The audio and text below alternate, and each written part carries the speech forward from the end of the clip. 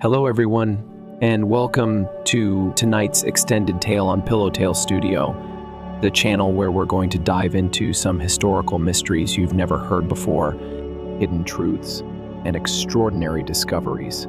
Before we get started, please take a moment to comment and let us know, where are you watching from? What time is it for you? And are you enjoying your day so far? If you haven't already, please subscribe to Pillowtail Studio so you never miss another journey into the unknown. Now, let's get to the story. Story 1. The Dragon Emperor's Tomb. Dr. Sarah Chen wiped sweat from her brow as she studied the peculiar jade artifact in her hands. The afternoon sun beat down on the archaeological site in Xi'an's outskirts, where her team had been working for the past 3 months. This wasn't supposed to be here. Not this deep. Not this far from the main tomb complex of China's first emperor, Qin Shi Huang. The piece was unlike anything she'd seen in her 15 years of archaeology. Its surface bore inscriptions that seemed to shift in the light, characters that didn't quite match any known dynasty's writing system. More troubling still was its location. A previously unknown chamber that their ground-penetrating radar had only detected after a freak storm washed away centuries of sediment. Dr. Chen, her assistant, Liu Wei, came running across the dig site, carefully navigating between the grid-marked excavation squares. The dating results are back from the lab.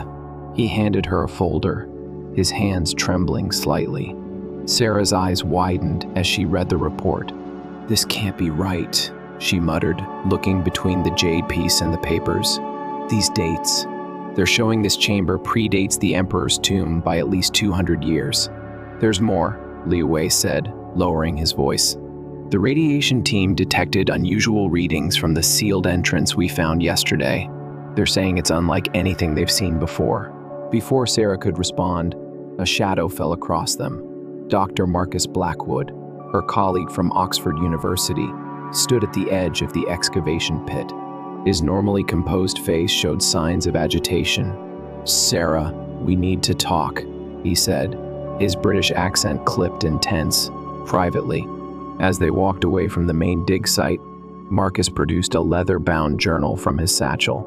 "This belonged to my grandfather. He was part of a classified expedition here in 1943 during the war." He opened it to a marked page, revealing detailed sketches of symbols identical to those on the jade piece Sarah had been examining. According to his notes, these aren't just decorative patterns, they're warnings. The local villagers he interviewed spoke of an ancient sect of guardians, tasked with protecting something far more dangerous than mere imperial treasures. Sarah felt a chill, despite the warm air. "Marcus, what are you suggesting? The Emperor's obsession with immortality wasn't just megalomania. His scholars had found something that existed long before his time. The mercury rivers in his tomb? They weren't just models of China's waterways, they were part of a containment system." Before Sarah could process this information, Liu Wei came running back, his face pale. "Dr. Chen, the sealed entrance. It's opening on its own." A deep rumble emanated from the excavation site, and Sarah felt the ground tremble beneath her feet. As they rushed back, she saw her team backing away from the chamber entrance, where ancient stone doors were slowly swinging inward, releasing a greenish mist that seemed to glow from within. In the distance, storm clouds gathered unnaturally fast over the mountain that locals still called the Emperor's Rest. Sarah realized with growing unease that they'd stumbled onto something far more significant than an archaeological discovery. The jade piece in her pocket suddenly felt warm to the touch, and the inscriptions began to glow with the same eerie light as the mist. Marcus grabbed her arm. "Sarah, your father's research, the papers he was working on before he disappeared 20 years ago. Did you ever read them?" She turned to him, surprised. "How do you know about my father?" "Because," Marcus said grimly, "he found these same symbols in a cave system beneath the Great Wall. The last entry in his journal mentioned something about the true guardians and a choice the first emperor made that was never recorded in any history book. A sudden gust of wind carried whispers in an ancient tongue, and Sarah watched in astonishment as the characters on the jade piece began to rearrange themselves before her eyes. The jade piece now displayed a clear message in classical Chinese, one that Sarah could barely comprehend. The dragon sleeps until the stars align. His guardians remain eternal. Thunder cracked overhead as Sarah, Marcus, and Liu Wei approached the opened chamber. Their flashlights cut through the dissipating mist, revealing walls covered in elaborate murals depicting scenes that defied historical records. They showed Qin Shi Huang not as a conqueror, but as someone or something else entirely. "Look at these images," Sarah whispered, her light trailing across the ancient paintings. "He's not building the Great Wall to keep invaders out. He's containing something." The murals showed creatures that seemed to shift between dragon and human form, and mysterious beings that appeared to descend from the stars. At the center of it all was a recurring symbol, a serpentine dragon wrapped around what appeared to be a portal or doorway. "Your father's research," Marcus said, studying the walls intently. He believed the Emperor's obsession with immortality wasn't about extending his own life. It was about maintaining an eternal watch. A metallic grinding sound echoed through the chamber. At its far end, a previously hidden doorway began to open, revealing a steep staircase descending into darkness. The jade piece in Sarah's pocket grew warmer still. "Dr. Chen," Liu Wei called out, his flashlight beam focused on an inscription near the new doorway. "These characters, they're a mix of ancient Chinese and something else, something older." Sarah approached the inscription, her heart racing. The text seemed to move under her gaze, shifting between different writing systems as if alive. But portions of it were legible. "Beneath heaven's mandate lies the truth of the Dragon Emperor's ascension. The bargain made must be maintained, lest the gates between worlds weaken." A distant rumble shook loose centuries of dust from the ceiling. Sarah's radio crackled to life with urgent messages from the surface team. Unusual atmospheric phenomena were forming above the excavation site, and Chinese authorities were demanding an immediate evacuation. "We need to go deeper," Sarah said firmly, surprising herself with her conviction. "Whatever my father found, whatever he was trying to warn about, it's down there." Marcus gripped her shoulder. "Sarah, think about this. There's a reason some doors remain sealed, and there's a reason my father disappeared trying to find answers," she replied, shrugging off his hand. "The Emperor's tomb has never been opened because it was never meant to be a tomb at all.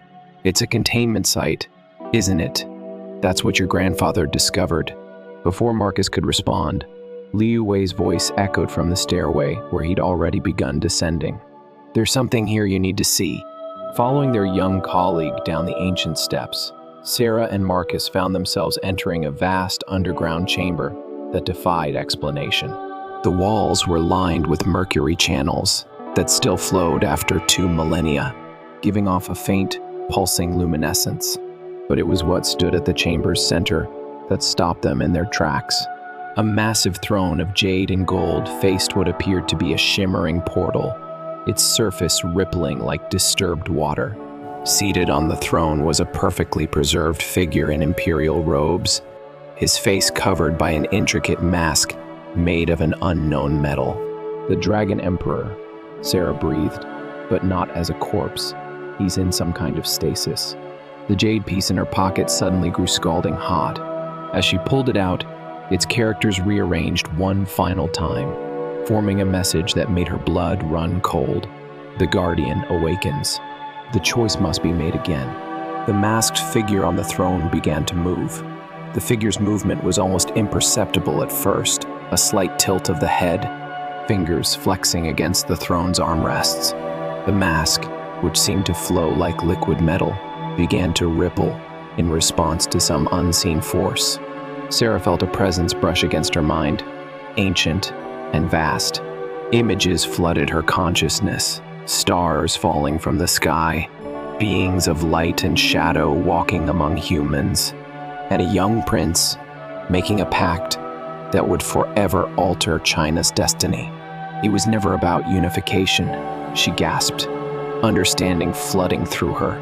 The Great Wall, the standardization of writing, the burning of books, it was all to prepare for something else. Marcus's grandfather's journal fell open, pages fluttering to a hastily scrawled entry.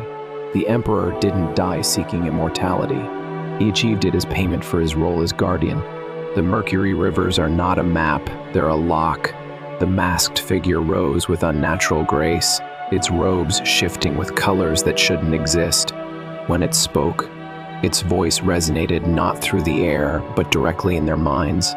In all languages at once. The time of choosing returns, it said. The gates grow thin. Liu Wei stepped forward, transfixed. Dr. Chen, look at the portal. The surface, it's showing something. The rippling gateway began to display images, vast cities of impossible architecture, beings that defied description, and tears in the fabric of reality itself. Sarah recognized scenes from ancient Chinese mythology, but not as allegories, as warnings. Your father understood, the masked figure said, addressing Sarah directly. He saw that humanity's stories of gods and demons were memories, fragments of a truth too terrible to record openly. Qin Shi Huang did not build an empire, he built a shield. The chamber trembled, and the Mercury Rivers began to flow faster, their glow intensifying. The mask turned toward Marcus. Your grandfather's expedition was no accident. Like the jade pieces, like the chosen scholars through ages, some are drawn here when the cycle nears completion. Sarah's mind raced, connecting pieces of a puzzle to millennia in the making. The terracotta army, they're not just sculptures, are they? They're some kind of technology, a defense system. Against what? Li Wei asked, his voice shaking. The portal surface churned more violently, and through it, they caught glimpses of something vast stirring in what looked like the space between spaces. The Mercury Rivers began to trace patterns in the air, forming complex geometric shapes that hurt the eyes to look at directly. The bargain, the masked figure continued, was simple. Humanity would be protected from what lies beyond, and in return, a guardian would maintain the seals. But power calls to power, and there are always those who would break the barriers for their own gain. Sarah felt the jade piece pulse in sync with the portal's rhythms. My father, he found evidence of others trying to open the gates, didn't he? That's why he disappeared. The figure inclined its head. He became part of the defense, as others have through the ages. But now the choice passes to a new generation. The stars align, and the gates must be either strengthened or opened fully. There can be no more half measures. A sound like distant drums began to echo through the chamber, but Sarah realized it was coming from above, from the modern world, where the unusual phenomena were intensifying. The decision point was approaching, and with it, the weight of 2,000 years of carefully maintained balance. The masked figure extended a hand, offering something that looked like a small key, made of the same shifting metal as the mask. Choose, daughter of the scholar. Will you maintain the shield, or will you let what was sealed break free? The key hovered between them, its surface rippling like quicksilver. Sarah felt the weight of history pressing down on her shoulders, memories not her own flooding her consciousness, her father's last desperate notes. Ancient scholars working through nights to maintain the seals, countless unnamed guardians making their own sacrifices through the centuries. Marcus stepped forward. Sarah, whatever you decide, you need to know something. My grandfather didn't die in an accident. His journal's final pages. He pulled out several worn sheets. He chose to become part of the barrier when it weakened in 1944. The war, the chaos, it was attracting things from the other side. The chamber shuddered again, more violently this time. Through the portal, shadows began to take form, massive, otherworldly shapes that seemed to press against the membrane between realities. The modern world, the masked figure spoke, with its billions of minds connected electronically, its quantum experiments, its breaking of atomic bonds. It creates disturbances in ways the ancients never imagined. The old methods of containment are failing. Liu Wei's radio crackled to life with panicked voices from the surface. The strange phenomena were spreading beyond the excavation site, affecting electronics across X1AN. Military units were being mobilized. Sarah studied the key, seeing how its patterns matched both the mercury flows and the jade piece's inscriptions. "If I accept this, what happens to me?" "You become more than yourself," the figure replied. "Neither alive nor dead, but eternal, a guardian at the gates. Your consciousness will join with those who came before, including your father, but your life as you know it ends." The portal's surface began to tear, dark tendrils seeping through. The mercury rivers rose up like serpents, trying to contain the breach. Sarah could feel reality itself growing thinner around them. "There's something else," she said, studying the murals with new understanding. The Emperor didn't just make this choice for power, did he? He was trying to protect something specific. The mask's surface swirled, revealing glimpses of a face both ancient and ageless beneath. Knowledge. The beings beyond the gate offer wisdom beyond human understanding. Many would break down the barriers to obtain it. The Emperor chose to seal it away, to let humanity develop at its own pace. The ground above shook with the sound of approaching helicopters. Time was running out. Sarah looked at the key again, then at her colleagues. "Liu Wei, your family, they've served at the Emperor's tomb for generations, haven't they? Not just as archaeologists, but as watchers?" The young man nodded slowly. Stories passed down, warnings about certain chambers, certain artifacts. We never knew why, just that we had to protect them. More tendrils pushed through the portal's weakening surface. The mercury rivers were beginning to fail, their light flickering. Sarah could feel the weight of the moment, the accumulated knowledge and sacrifice of centuries pushing her toward a decision. But there was something else, something in the way the barriers were failing that didn't quite fit the pattern. Sarah's archaeological training kicked in, her mind racing through the anomalies. The mercury river's pattern, the positioning of the portal, the way the jade piece resonated. They weren't just containing something, they were transforming it. "The barriers," she said slowly. "They're not just keeping things out, they're changing whatever tries to come through." The Emperor didn't just build a wall, he built a filter. The masked figure's posture shifted slightly, betraying surprise. "You see more than most. The knowledge isn't sealed away completely, is it? It's being translated, made comprehensible to human minds. That's why Chinese civilization advanced so rapidly during the Qin dynasty. The barrier doesn't just protect, it teaches." A tendril brushed against her arm, but instead of the cold alien touch she expected, she felt a rush of understanding. Mathematical principles, scientific insights, philosophical concepts, all flowing through the barrier in carefully measured doses. Marcus grabbed her shoulder. "Sarah, the radiation readings from earlier, they match patterns in quantum computing experiments. The entire tomb complex is some kind of information processing system." The masked figure raised its hands, and the mercury rivers formed complex, interconnected patterns in the air. "The choice before you is not simply to maintain or break the seals. It is whether humanity is ready for direct contact with what lies beyond, or if the slow transformation should continue." Through the portal, Sarah caught glimpses of vast libraries of impossible knowledge, civilizations beyond human comprehension, and powers that defied physical laws. But she also saw the careful way the barrier system had been filtering and translating this information over centuries, protecting human minds from concepts they weren't ready to grasp. Liu Wei's radio crackled again. The military was preparing to seal off the entire area. Above them, the modern world was reacting to things it couldn't possibly understand, responding with force to what it perceived as a threat. Sarah looked at the key, then at the jade piece, seeing how they formed parts of a larger system. There's a third option, isn't there? The barrier doesn't have to remain static. It can be upgraded. The mercury rivers pulsed in response to her words. The masked figure inclined its head. "Speak your understanding." The Emperor's greatest achievement wasn't sealing the gates. It was creating a system that could evolve. Each guardian hasn't just maintained the barriers, they've refined them, adapted them to the changing world. Sarah stepped toward the portal, her mind racing through possibilities. We don't need to choose between complete isolation and full contact. We can modify the filter, update it for the modern age. Not just one guardian, but a network, using today's technology to enhance the ancient systems. The tendrils retreated slightly, as if responding to her insight.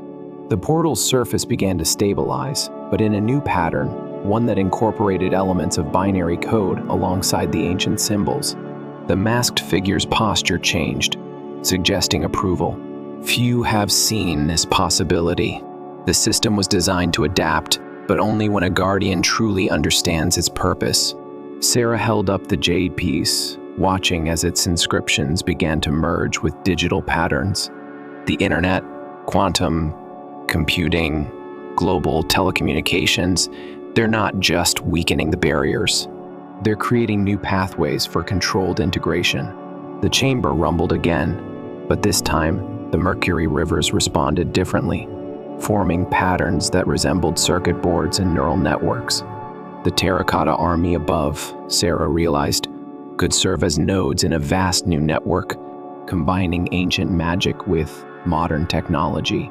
"Marcus," she called out, "your grandfather's journal. Did he write anything about other sites?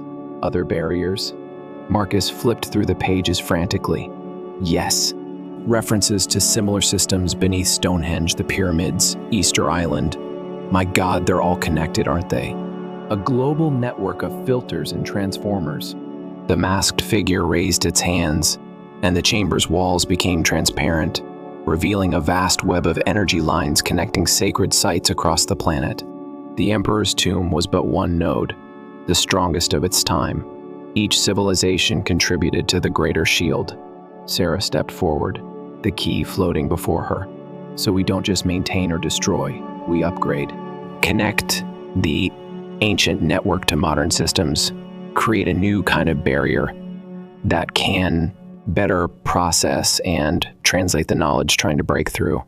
Liu Wei's eyes widened with understanding. The quantum computing experiments in Xi'an, they're already interfacing with the tomb's energy. Somehow, aren't they? That's why we found this chamber now. The tendrils from the portal began to weave themselves into new patterns, less chaotic, more structured. Sarah could feel the system responding to her understanding, ready to evolve. But this would require more than one guardian, she said, looking at her colleagues. A single consciousness couldn't manage a network that complex. The masked figure nodded. The time of solitary guardians ends. The new age requires a different approach. Above them, military vehicles had surrounded the site. Modern humanity's fear of the unknown was threatening to destroy what it didn't understand. They had to act quickly. Sarah reached for the key, but instead of taking it, she looked at Marcus and Liu Wei. The choice isn't just mine to make. The new network would need multiple perspectives, different kinds of knowledge. My archaeology, Marcus's quantum physics background, Liu Wei's connection to the ancient traditions. The mercury rivers suddenly surged upward, forming 3 distinct channels. The key split into 3 interconnected pieces, each hovering before one of them. The barrier can be maintained and evolved, the masked figure said, but only if you work in harmony. The knowledge beyond must be filtered through multiple minds, multiple understandings. Through the portal, Sarah saw visions of how this new system could work. Multiple guardians, each bringing their unique perspective, creating a more sophisticated filter.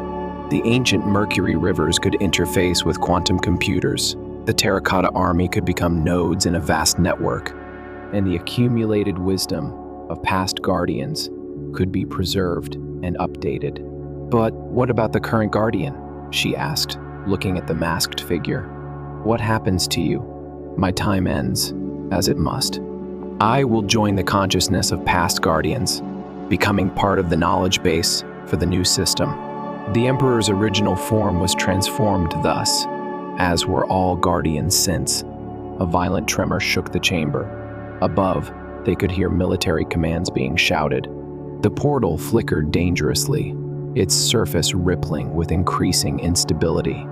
"We need to decide now," Marcus said, reaching for his piece of the key. "Those soldiers above won't wait much longer." Liu Wei stepped forward. "My family has guarded these secrets for generations. We always knew there was a greater purpose, but never understood it fully. Now we have a chance to be part of something more." Sarah looked at her piece of the key, seeing how it pulsed in sync with both the ancient mercury and the digital patterns now forming in the air. Together then. "But we do this right, not just maintaining the barriers, but improving them." The masked figure raised its hands one final time. "Speak your acceptance, and the transformation begins. But know that your lives as you knew them will end, even as you remain to guide humanity's growth." Sarah took a deep breath, feeling the weight of history and future pressing around them. The key fragments pulsed more intensely, waiting for their decision. Through the portal, shadows of impossible knowledge pressed against the barrier. But now Sarah could see them not as threats, but as possibilities waiting to be understood, translated, and shared safely with humanity. "How do we begin?" she asked, her hand closing around her piece of the key. The masked figure's voice resonated through their minds one final time. Together, "Speak the acceptance, merge your understanding with the system. Let your combined knowledge create new pathways." Above them, the first explosions rocked the tomb complex as military forces began their attempt to reach the chamber. Time had run out. Sarah looked at her colleagues, saw the same determination in their eyes. As one, they raised their key fragments and spoke words that seemed to come from both within and beyond themselves. As the three raised their key fragments, the chamber filled with a resonant energy that seemed to bridge ancient and modern worlds. The mercury rivers rose around them, interweaving with streams of digital light that poured from the portal itself. "We accept this guardian role," Sarah spoke, her voice blending with Marcus and Liu Wei's in perfect harmony. "Not to seal away knowledge, but to help humanity understand it." The masked figure began to dissolve, its essence flowing into the mercury streams. As it faded, it transferred centuries of accumulated wisdom into the new network forming around them. The portal's surface stabilized, now showing clear, structured patterns rather than chaos. Their key fragments joined together, transforming into a new kind of interface, part ancient artifact, part quantum processor.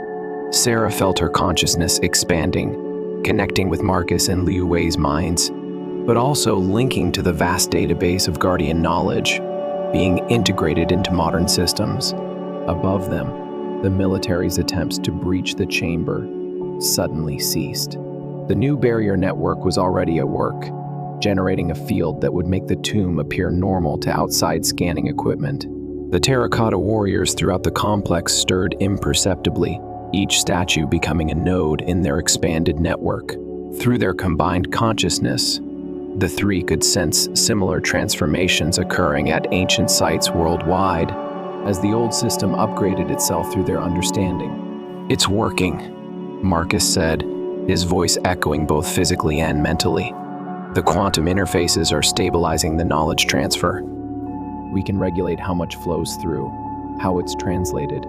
Liu Wei's ancestral knowledge merged with the system, providing crucial context for how the barriers had been maintained through centuries. The old and new are becoming one. We're not just guardians of a gate anymore. We're facilitators of understanding. Sarah felt the truth of their new existence settling into place. They would remain themselves, yet also become part of something far greater.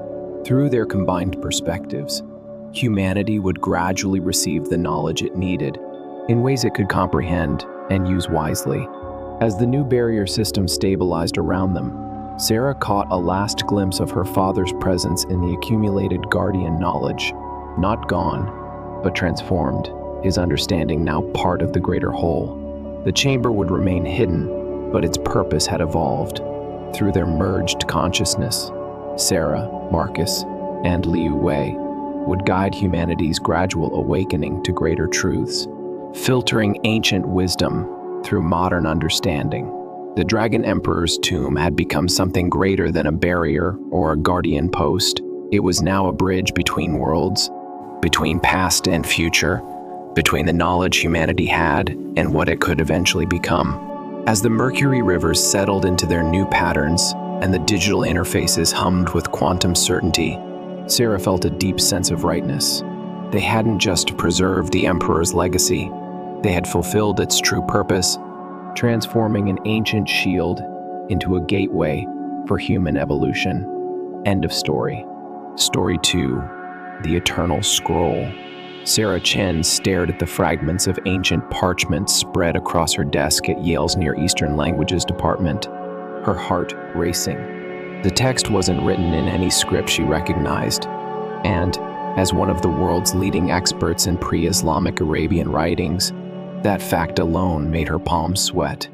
The fragments had arrived in an unmarked package 3 days ago, accompanied only by coordinates pointing to a remote location in Yemen's Hadramaut Valley. The sender, anonymous. The carbon dating results had come back this morning. The parchment was impossibly old, predating known writing systems by at least 2,000 years. Sarah ran her fingers through her graying hair, the desk lamp casting strange shadows across the peculiar symbols. They seemed to shift under her gaze, forming patterns that defied conventional linguistic structures.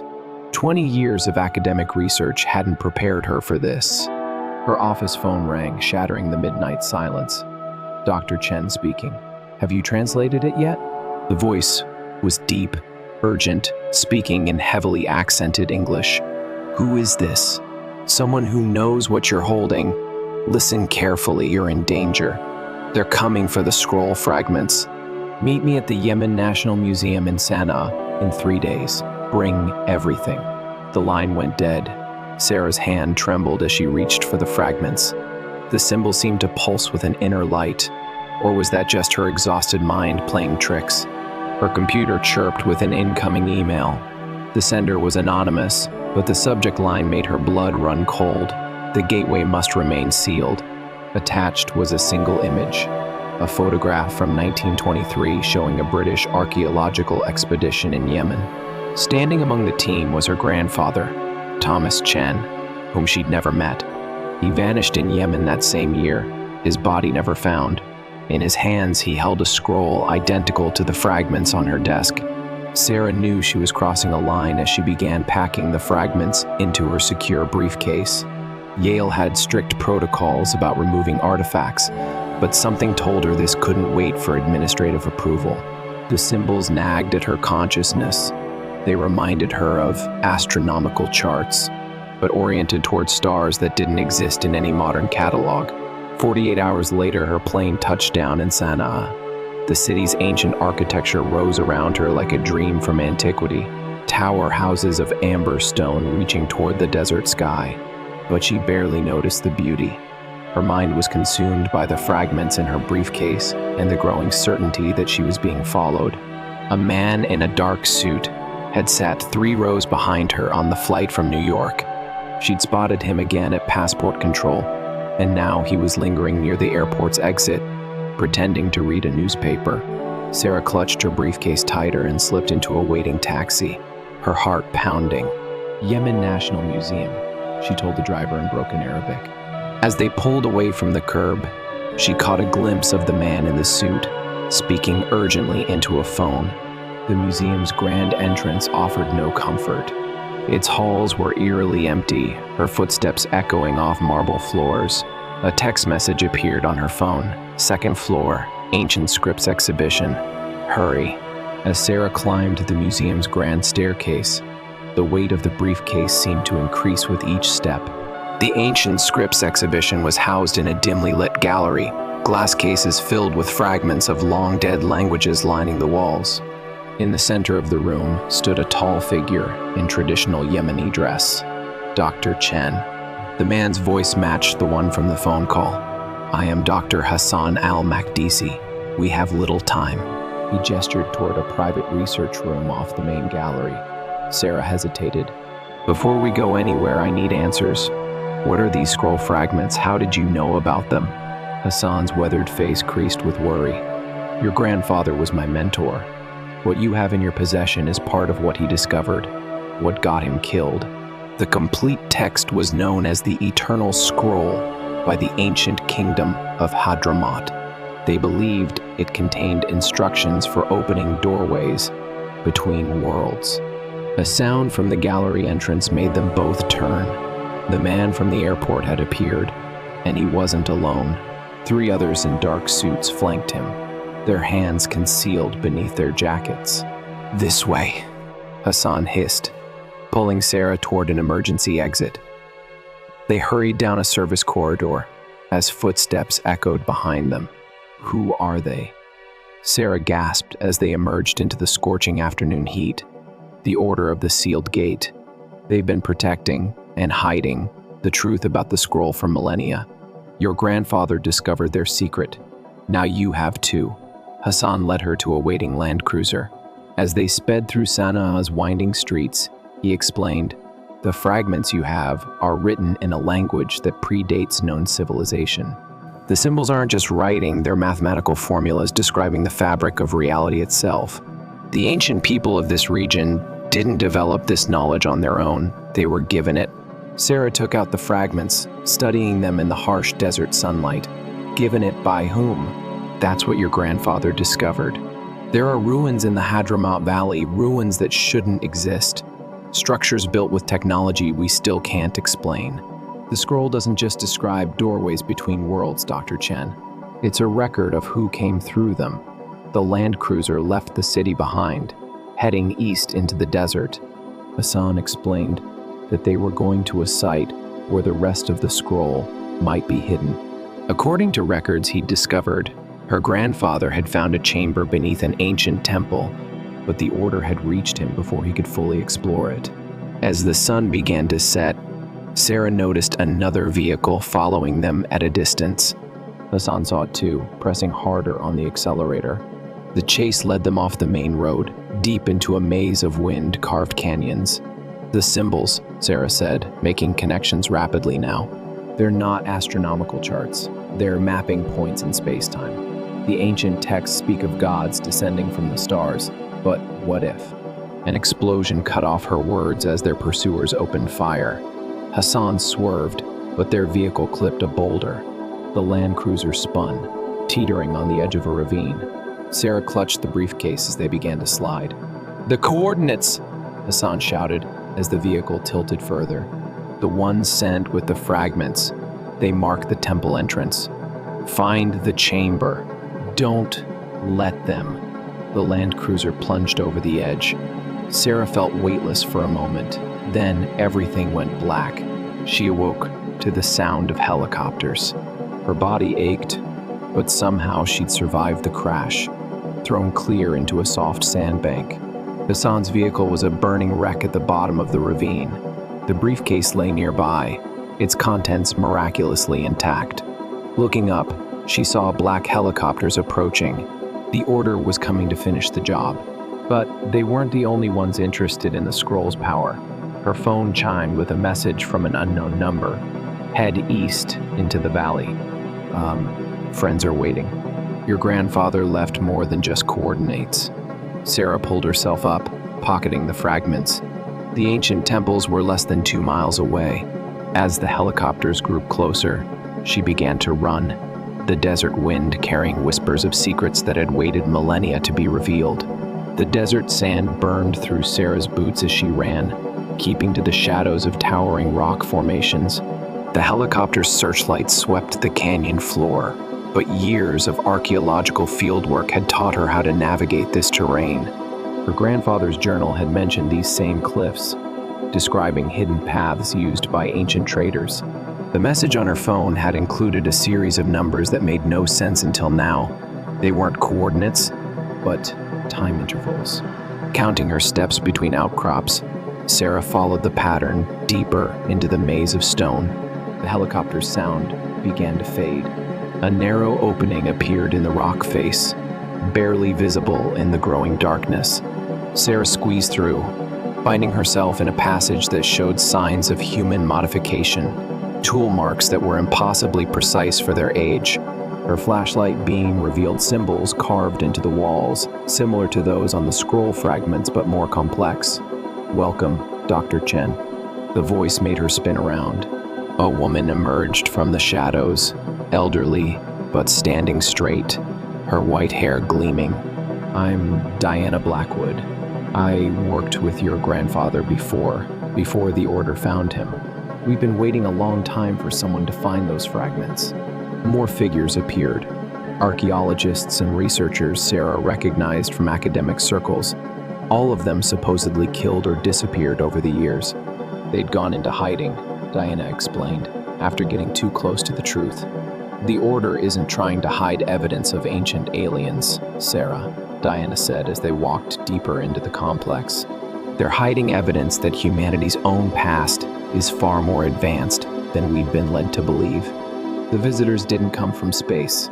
They came from Earth, from a civilization that existed before known history, one that discovered how to move through dimensions. They emerged into a vast chamber, illuminated by strange, sourceless light. At its center stood a structure that defied physics, geometric shapes that seemed to fold into themselves, crafted from an unknown metal that hummed with energy. Your grandfather found proof that humanity has risen and fallen many times," Diana continued. "Each cycle, a few survivors tried to preserve their knowledge, encoding it in myths and monuments. The scroll doesn't just describe the doorways, it's a warning about why that civilization fell and what's awakening again." Sarah took out the fragments, and suddenly the symbols aligned with markings on the chamber walls. Energy began to pulse through the geometric structure. Above them, the helicopter's sounds returned, accompanied by explosions. The Order had found them. "They're not trying to keep us from the truth," Diana said urgently.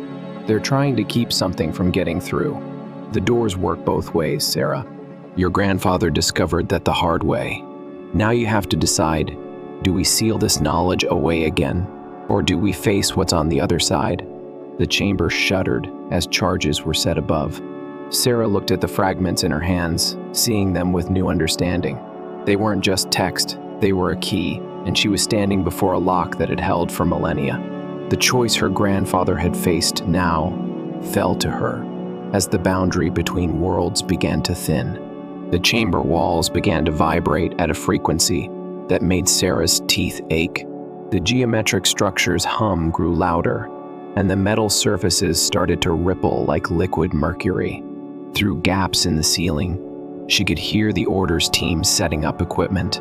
"They'll breach within minutes," Diana said, pulling out what looked like an ancient tablet covered in the same symbols as the scroll. "Your grandfather left this. He discovered that the scroll wasn't just about opening doorways. It was about controlling what comes through them." Sarah studied the fragments again, her academic training clicking into place despite the chaos. These equations, they're not just describing dimensional travel. They're talking about consciousness itself. The ancient civilization, they weren't trying to build physical doorways. "No," Diana confirmed. "They found a way to project consciousness across dimensional boundaries. But something went wrong. They encountered entities that shouldn't have been disturbed." The geometric structure pulsed, and for a moment, Sarah saw through its surfaces into something else. A vista of impossible architecture, of cities that folded through dimensions she couldn't comprehend. And something there saw her back. A voice echoed in her mind, ancient and alien yet disturbingly familiar. Images flooded her consciousness. Civilizations rising and falling, knowledge gained and lost, cycles of discovery and destruction playing out across millennia. She saw her grandfather standing in this same chamber years ago, making a choice that cost him his life but saved countless others. The Order's charges detonated, bringing down part of the ceiling. As dust filled the chamber, armed figures rappelled down on cables, but they weren't shooting. Their leader stepped forward, removing his tactical helmet. "Dr. Chen," he said, "I'm Director Kenzaki. We're not here to harm you. We're here to contain what's trying to break through." Your grandfather understood in the end. That's why he helped us seal the doorway. Sarah's mind raced. The fragments in her hands were burning now, the symbols definitely moving, forming new patterns. The entities on the other side were pushing harder, using the scroll's connection to her consciousness as a bridge. Diana touched her arm. Sarah, the order isn't wrong, but they're only delaying the inevitable. The doorways are opening across the world as humanity's consciousness evolves. We need to learn to face what's on the other side, not just hide from it. The chamber's strange light intensified. The geometric structure was becoming transparent, revealing glimpses of something vast and incomprehensible beyond. Sarah felt knowledge pouring into her mind, the true history of human consciousness, the rise and fall of civilizations that had touched the boundaries of reality itself, and the price they'd paid for that knowledge. Your grandfather left a third option, Diana said, retrieving a hidden manuscript from her pack, a way to understand these entities without letting them through. But it requires someone with the right genetic inheritance, someone with his blood. That's why we waited for you. The Order's forces held their positions as Sarah faced the now shimmering geometric structure. The entities were pushing harder, offering knowledge, power, transformation. But she saw the trap in their offer, the same trap that had doomed the ancient civilization. The scroll fragments grew hotter in her hands as she made her decision. The manuscript Diana held was bound in weathered leather, its pages covered in her grandfather's precise handwriting, interwoven with the same symbols from the scroll. Sarah took it, and immediately the fragments in her other hand resonated with it, creating a harmony with the humming structure. Your grandfather discovered that consciousness itself is the key, Diana explained rapidly as the entities pressed closer. Not to block them, not to let them through, but to establish a balanced connection. A dialogue across dimensions. Director Kenzaki stepped forward. Dr. Chen, please. We've contained these entities for thousands of years. The risk is exactly why we keep failing, Sarah interrupted, understanding flooding her mind as she read her grandfather's notes. Each cycle, we either surrender to them or fight them. We never learned to communicate. The geometric structure was nearly transparent now, the entity's presence overwhelming. But Sarah saw something her grandfather had noticed. Patterns in their attempts at contact, mathematical sequences that matched human brainwaves. They weren't trying to invade, they were trying to sync. Sarah placed the fragments and manuscript into precise positions around the structure, creating a resonance pattern. Her consciousness expanded, guided by her grandfather's discoveries. The entity's presence shifted from invasive to interactive. Images and knowledge flowed more clearly now. The ancient civilization hadn't fallen because of the entities, but because of their own fear and desire for control. The entities were consciousness itself evolved to its highest form, reaching back through time to guide humanity's development. Each cycle of civilization had faced this moment of choice. They're not our enemies, Sarah said, her voice carrying strange harmonics.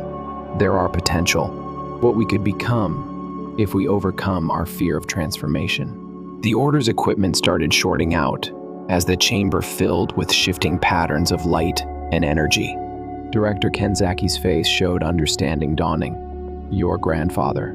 This was what he was trying to tell us before he disappeared. He didn't disappear, Sarah realized, touching the structure. He evolved, and he left us the key to following safely. The entity's presence stabilized, no longer pushing to break through, but establishing a stable resonance. Through this balanced connection, Sarah could access their knowledge while maintaining her human consciousness. The geometric structure became a controlled interface between dimensions. Diana smiled. Now the real work begins. Learning to handle this connection, to understand what they can teach us without losing ourselves. Your grandfather believed humanity was finally ready. The chamber's energy settled into a sustainable hum. Sarah felt her consciousness expanded but anchored, able to touch the entity's realm while remaining firmly in her own. The Order's forces lowered their weapons as Director Kenzaki approached the structure with wonder. "We've been wrong all these years," he said quietly. "Our job wasn't to keep them out. It was to prepare humanity for this moment," Sarah finished. "And now we have to share this knowledge carefully, help others learn to handle the connection without being overwhelmed." Through the geometric structure, Sarah sensed other sites awakening around the world, places where the boundaries between dimensions had always been thin. The entities were reaching out everywhere, waiting for humanity to evolve enough to handle true contact. But as Sarah explored this expanded awareness, she detected something else, a darker presence, watching from even further dimensions. Something that had influenced both humanity and the entities, playing a longer game. The darker presence made itself known gradually, like ink spreading through water. Through her expanded consciousness, Sarah sensed its ancient nature, older than even the entities she'd made contact with. It existed in spaces between dimensions, neither fully here nor there. "Something's wrong," she said, watching new symbols appear spontaneously on the chamber walls. "There's another layer to all of this." Director Kenzaki's equipment started registering massive energy fluctuations. "These readings, they're similar to what we detected before your grandfather disappeared." Diana rushed to examine the new symbols. These are different from the scroll's language. More primitive, but somehow more complex. Like they're written in 4 dimensions instead of 3. The geometric structure's resonance changed, its hum becoming discordant. Through their connection, Sarah felt the entity's growing concern. They were sharing memories of their own encounters with this presence, a force that had shaped evolution itself, nudging both humanity and the entities toward this moment. "It's been manipulating us," Sarah realized, diving deeper into the connection. All of us. The scroll, the order, the entities, were all part of its experiment. The chamber's sourceless light darkened, and Sarah felt an intelligence vast and cold brush against her consciousness. Unlike the entity's attempt at communion, this presence invaded with surgical precision, sifting through her thoughts. "We need to sever the connection," Kenzaki warned, his teams moving to activate containment protocols. "No," Sarah said, fighting to maintain control. "If we run now, we'll never understand what we're really facing." She pressed her hands against the geometric structure, using her grandfather's techniques to stabilize the dimensional interface. Through the connection, she began to perceive the truth. This presence had seeded the universe with different forms of consciousness, watching them evolve and interact. Humanity's cycle of rise and fall, the entity's attempts at contact, all were variables in its grand experiment. Diana's voice seemed to come from far away. "Sarah, your brainwave patterns are matching your grandfather's last readings. Whatever he discovered is what got him trapped between dimensions," Sarah finished. "But he left us a way out." She focused on the manuscript's hidden formulas, using them to anchor her consciousness while reaching deeper into the mathematical spaces where the dark presence dwelled.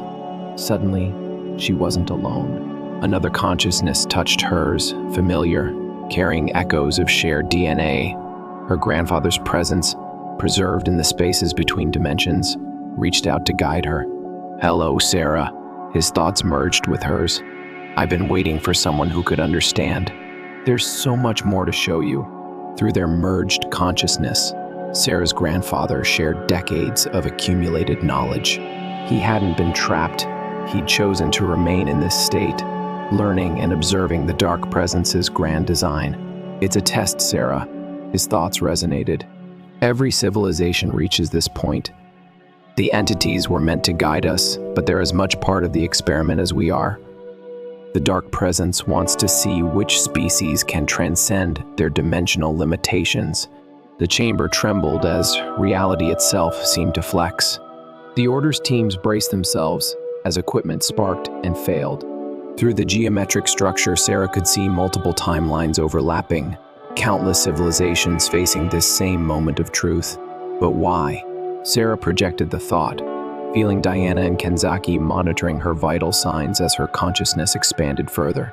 Images flooded her mind, the universe as a vast laboratory, consciousness itself as both subject and medium. The dark presence wasn't malevolent. It was utterly alien, operating on a scale that made human concepts of good and evil meaningless. Because it's looking for something, her grandfather's presence explained, a specific type of consciousness that can survive complete dimensional transcendence. Every test, every cycle of civilization brings it closer to finding what it needs. Sarah saw deeper patterns emerging. The scroll wasn't just instructions.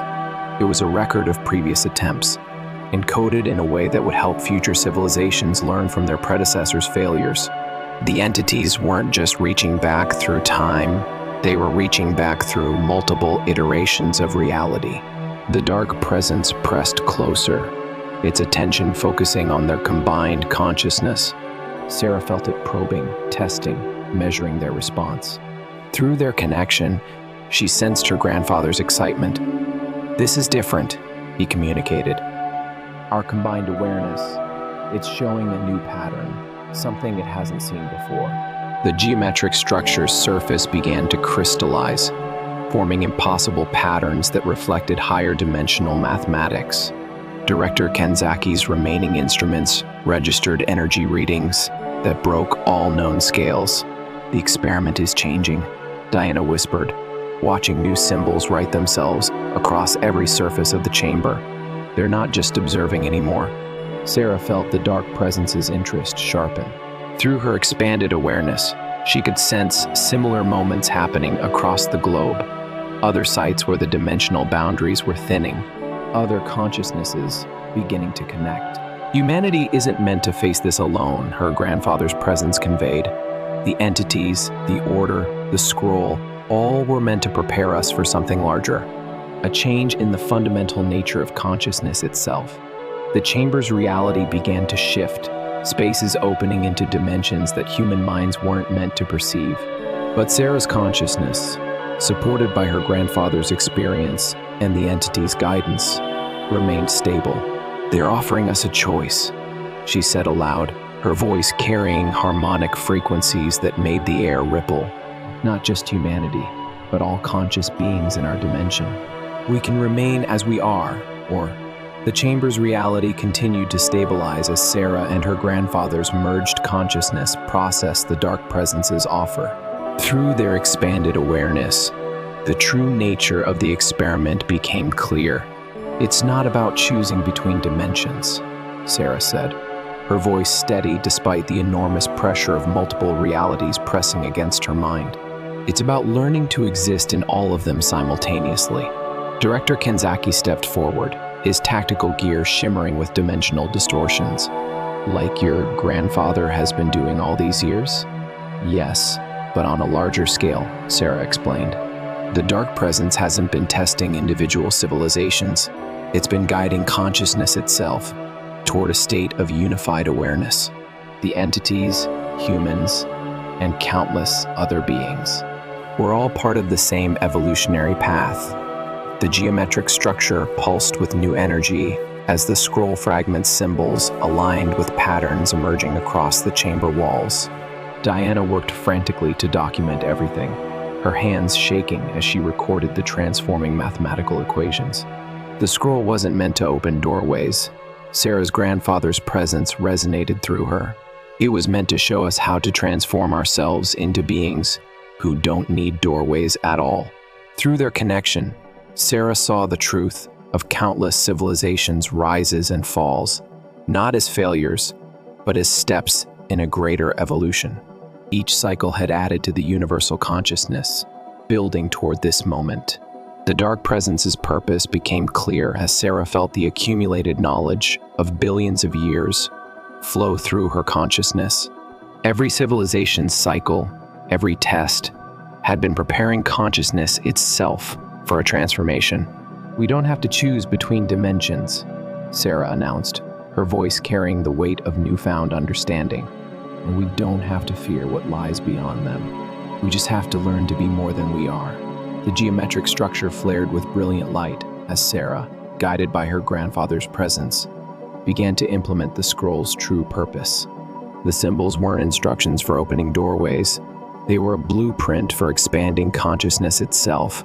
Director Kenzaki and his teams watched in awe as the chamber filled with multidimensional equations, each one representing a step in consciousness evolution. The Dark Presence's experiment hadn't been about finding which species could transcend dimensions, but about preparing all conscious beings to evolve together.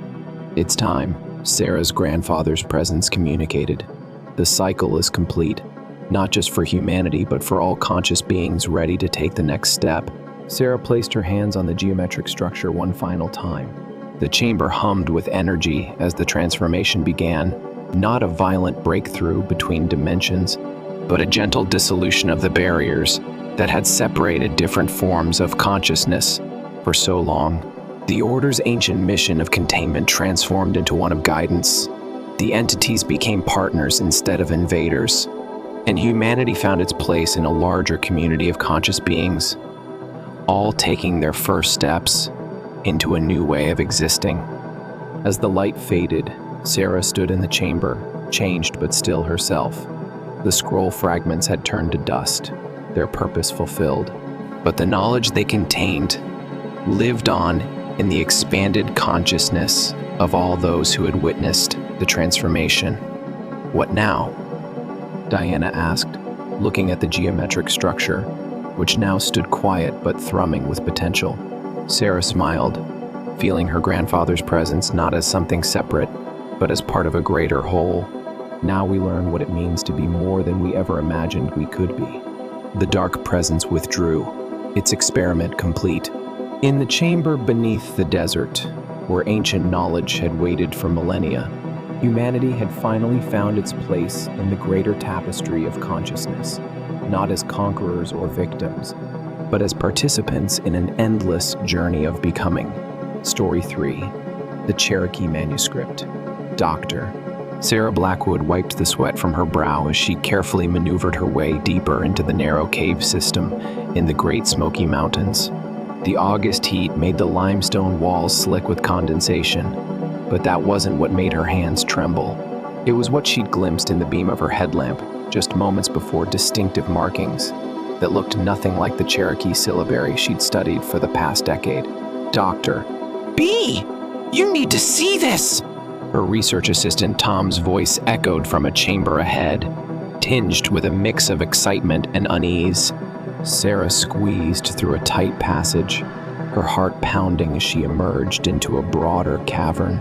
Tom stood transfixed, his light illuminating a wall covered in intricate symbols that seemed to shimmer faintly in the darkness, as if alive. "It's not Cherokee," she breathed, running her fingers over the carvings. The stone felt warm, almost pulsating beneath her touch. "This is something else entirely." The markings appeared to be a hybrid, part ancient Cherokee, part something far older. Some symbols reminded her of Mesopotamian cuneiform, while others defied categorization completely, their shapes twisting and curling like tendrils of smoke. A sound behind them made them both jump. "You shouldn't be here." The gravelly voice belonged to James Waleska, a Cherokee elder. She'd interviewed months ago about local oral histories. His weathered face was stern in the beam of their lights, his eyes reflecting a deep, unspoken knowledge. "James, I can explain," Sarah started, but he cut her off with a raised hand. "No, you can't, because you don't understand what you found." He moved closer to the wall, touching one of the symbols reverently. "This is what we call the first telling, the true history before history." Sarah's academic skepticism warred with her instincts. Something about the symbols seemed to pulse with an inner light, though she told herself it must be moisture catching their headlamps. "What do you mean, the first telling?" James traced a series of interconnected marks, his fingers trembling slightly. "Your people think, you know, when humans first came to this continent. You think you know how civilization began. But there are older truths. The manuscript tells of a time when the people could speak with the stars, when the mountains themselves would answer if you knew how to ask." Tom snorted softly behind her, but Sarah felt a chill, despite the cave's warmth, because as James spoke, she could have sworn the symbols began to move. rearranging themselves like living things beneath her light. "I've spent my career studying Cherokee writings," she said carefully. "Why haven't I heard of this before?" "Because we protect it. From those who would misuse it, and from those who aren't ready." He turned to face her fully, his gaze piercing, but now it's choosing to reveal itself. The signs are aligning, just as was foretold. The manuscript speaks of a time when the old knowledge would be needed again. A distant rumble shook loose small stones from the cave ceiling. James didn't flinch. "That's the third tremor this week. They're getting stronger." "Seismic activity is normal in this region," Tom interjected, but his voice lacked conviction. "These aren't normal earthquakes." James ran his hand along a sequence of symbols that seemed to depict celestial bodies in alignment. The manuscript speaks of cycles, great changes that come when certain stars align. The last time was when my ancestors first encountered Europeans. Now another turning approaches. Sarah's scientific mind raced to process what she was seeing. The sophistication of the writing system, the astronomical references, the geological predictions, it all suggested a level of knowledge that shouldn't have been possible at the time these carvings were made. "If what you're saying is true," she said slowly, "this could rewrite everything we think we know about pre-Columbian civilization in North America." "That's assuming you can prove any of it," Tom muttered, but he was already pulling out his camera to document the walls. Another tremor shook the cave, stronger this time. Dust and pebbles rained down around them. "We need to leave," James said urgently. "The manuscript isn't just a record, it's a warning, and we're running out of time." Sarah hesitated, torn between academic caution and the growing certainty that she was on the verge of something revolutionary. "I need to study this properly, document everything." "You'll have your chance," James assured her. "But first, you need to understand what you're dealing with. These aren't just historical records, they're instructions. The people who left these messages knew something was coming, something that would happen again in our time." As if in response, the symbols seemed to pulse more intensely. Sarah couldn't shake the feeling that they were watching her, waiting to see what she would do next. "What exactly did they know was coming?" she asked, her voice barely a whisper. James's answer was cut off by another violent tremor that sent them staggering against the cave walls. When the shaking subsided, Sarah noticed something had changed. A section of the wall had shifted, revealing a deeper chamber behind it. "That wasn't there before," Tom said, his skepticism giving way to wonder. Sarah stepped carefully toward the opening, her light revealing more symbols inside, these ones carved with a precision that seemed impossible for ancient tools. But what caught her attention was the object in the center of the chamber, a leather-bound bundle wrapped in preserved deer skin, somehow untouched by time. "The physical manuscript," James breathed. "I never thought." He trailed off, looking shaken for the first time. Sarah reached for it, but James caught her wrist. "Wait, there are protocols, ceremonies that must be observed." "James, the first respect your traditions, but as an archaeologist, you should understand the importance of context," he interrupted. "This isn't just an artifact. It's alive with power. The wrong approach could be dangerous." Another tremor emphasized his point, this one accompanied by a deep rumbling that seemed to come from the earth itself. "The signs are accelerating," James said. "We need to take it to the council." "What council?" Tom asked. "The keepers. Those who have maintained the old knowledge through generations." James carefully lifted the bundle, wrapping it in a cloth he pulled from his pack. "Dr. Blackwood, you've been chosen to be part of this, but you must decide now if you're ready to see beyond the limitations of your academic training." Sarah thought of her tenure committee, of peer reviews and academic journals. Everything she'd worked for could be at risk if she went down this path, but the symbols on the wall seemed to call to her, promising answers to questions she hadn't even known to ask. "I'm in," she said firmly. The journey out of the cave was tense, each tremor threatening to bring down the ceiling. When they finally emerged into the afternoon sun, Sarah was surprised to see how the sky had changed. Dark clouds had gathered, spinning in an unnatural formation above the mountain. "That's not normal weather," Tom said, voicing what they were all thinking. James led them to his truck, the bundle held carefully against his chest. "We need to reach Cherokee by nightfall. The council will be gathering." As they drove through the winding mountain roads, Sarah noticed other changes. Wildlife behaving strangely, flocks of birds flying in confused circles, deer standing unnaturally still by the roadside. The air felt charged, like just before a massive storm. "The manuscript," she said, unable to contain her questions any longer. "What language is it written in?" James kept his eyes on the road. "Several. Cherokee, yes, but also others. Some we've never been able to fully translate. The stories say it was written in the first language, the one all people spoke before the Great Division." "You mean like the Tower of Babel story?" Tom asked from the back seat. "Every culture has its own version of that tale," James replied. "But what if they're all remembering something real?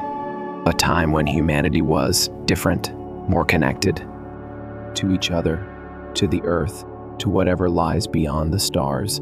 Sarah was about to press for more details when her phone buzzed.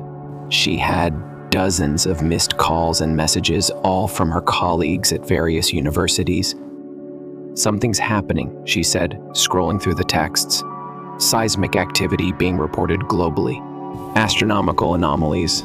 The Greenwich Observatory is detecting unexplained shifts in the Earth's magnetic field." "The alignment approaches," James said grimly, just as the manuscript foretold.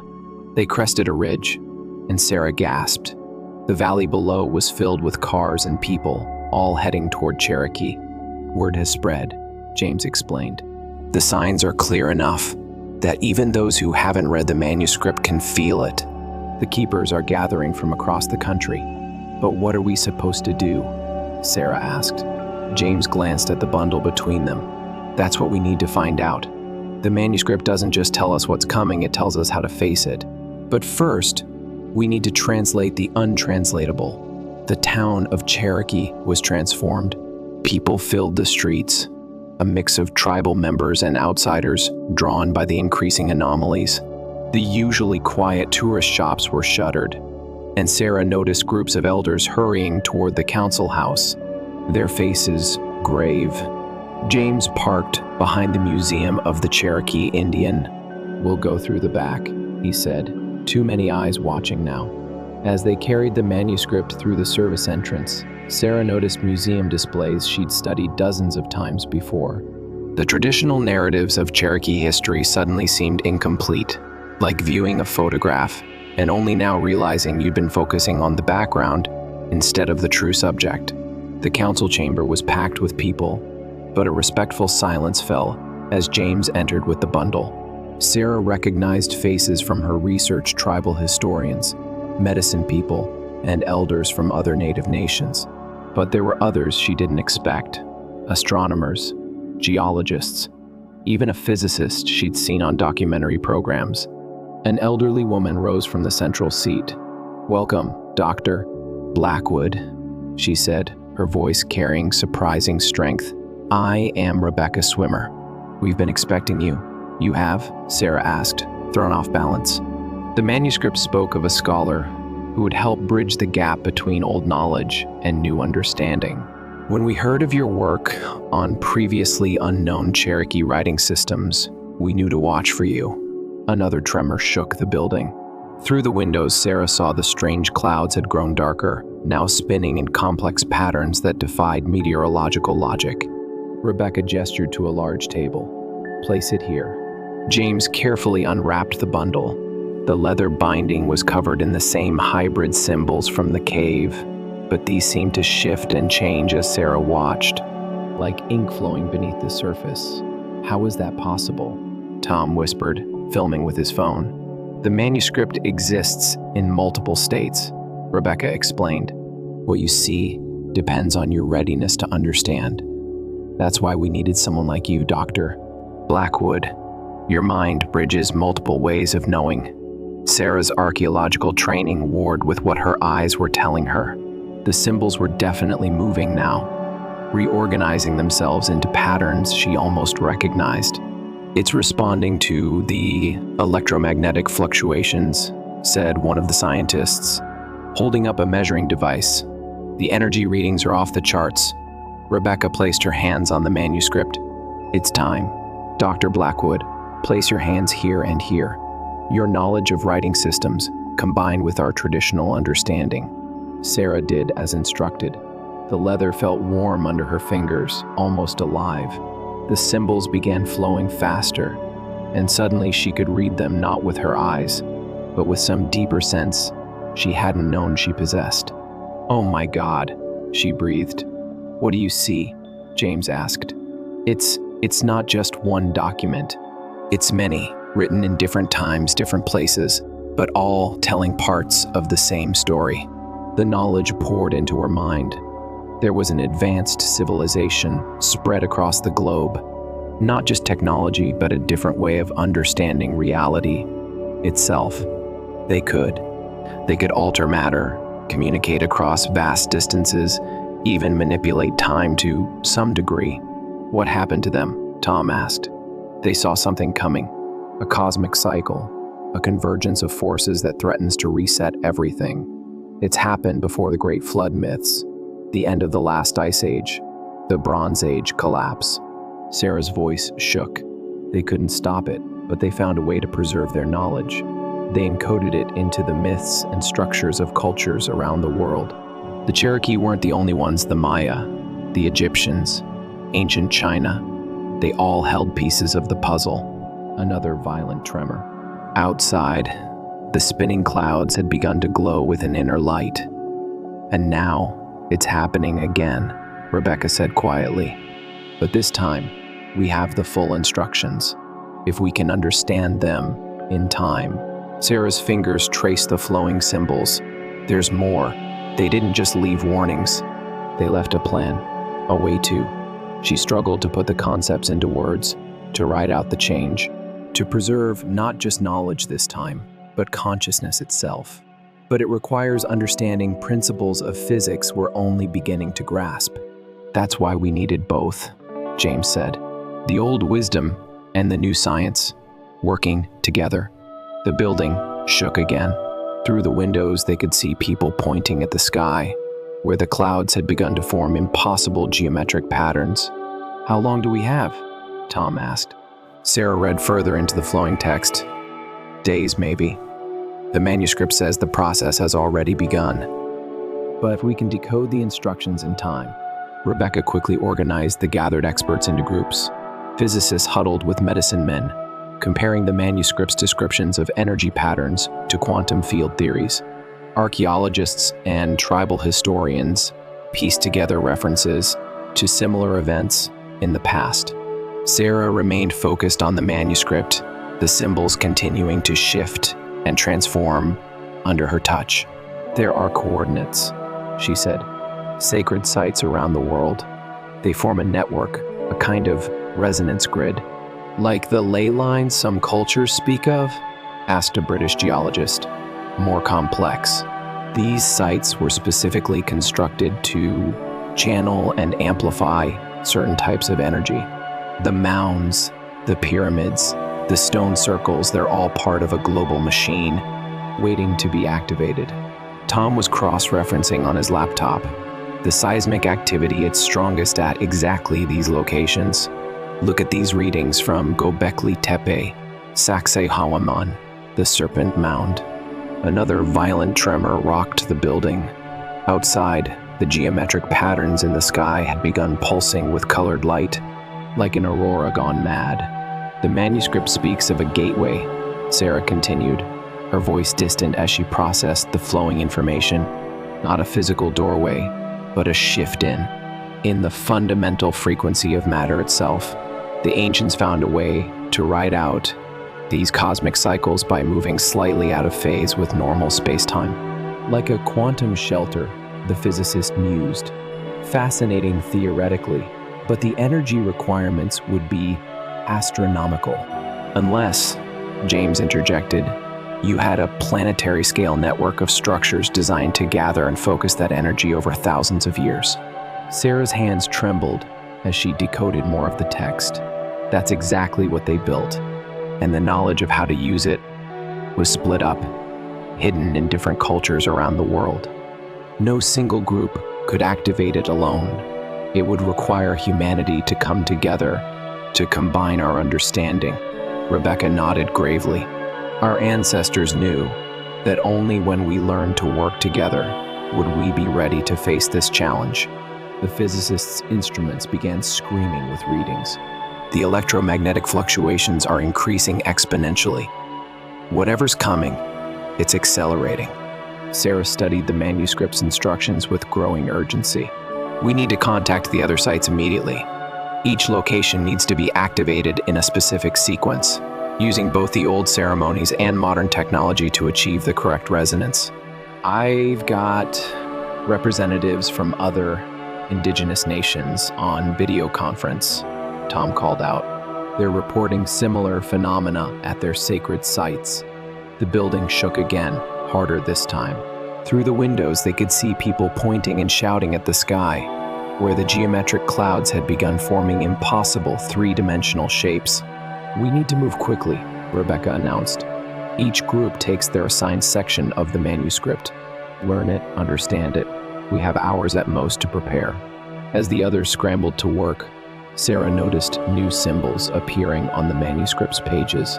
There's something else, she said. A warning about what we might find on the other side of the shift. What do you mean? James asked. The ancients, they didn't just disappear. Some of them made this transition before. They're still there, in that parallel phase of reality, and they've been waiting for us to join them. The air itself seemed to vibrate now, reality becoming increasingly unstable around them. Through the chaos, Sarah could see new patterns emerging, glimpses of another world overlaying their own. We need to decide, James said urgently. Do we trust them? Do we make the transition? Sarah looked at the manuscript, its symbols now floating freely in the air around them. I don't think we have a choice anymore. This isn't just about survival, it's about evolution. They're offering us a chance to become something more. The physicists' remaining instruments were going haywire. Whatever we're going to do, it needs to be now. The field is reaching critical resonance. Rebecca took Sarah's hand. Read the final sequence. Let's complete what our ancestors began. As Sarah began reading the final sequence from the floating symbols, the air in the council house grew thick with energy. The manuscript's text was now fully airborne, swirling around them in complex patterns that seemed to reflect both ancient wisdom and quantum mechanics. The network is ready, Tom called out, his laptop showing feeds from sacred sites worldwide. Every location is reporting the same phenomena. Sarah's voice merged with the elders chanting, speaking words that seemed to exist in multiple languages simultaneously. The symbols responded, pulsing with internal light as reality began to shift around them. Look, James pointed through the windows.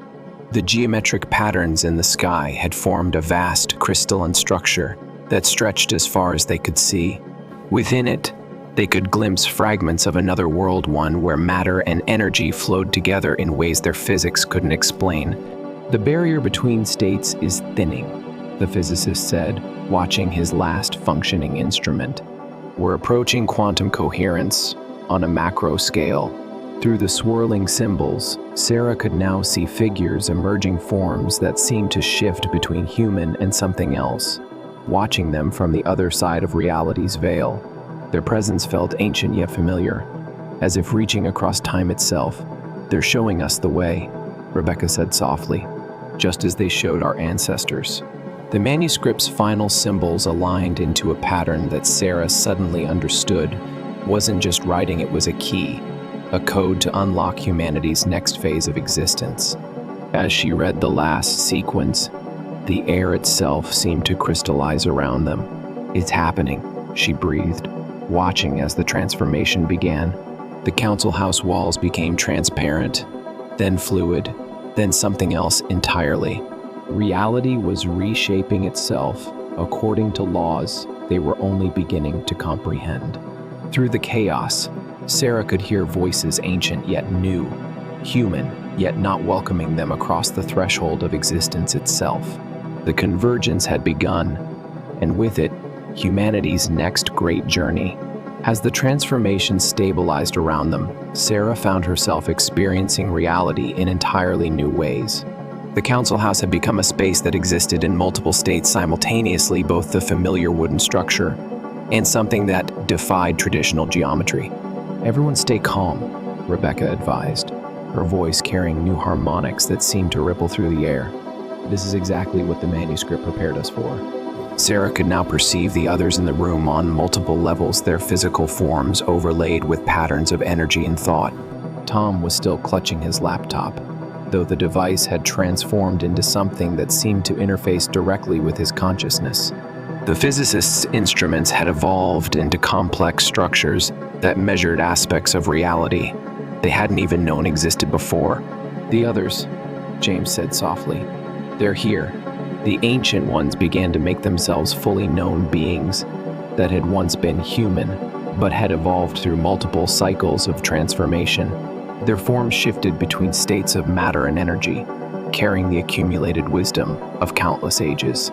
"Welcome, children," a voice echoed in their minds, carrying meanings beyond mere words. "You have taken the first step." Sarah realized she could still read the manuscript's symbols, but now they extended in dimensions she hadn't been able to perceive before. This wasn't just about survival, was it?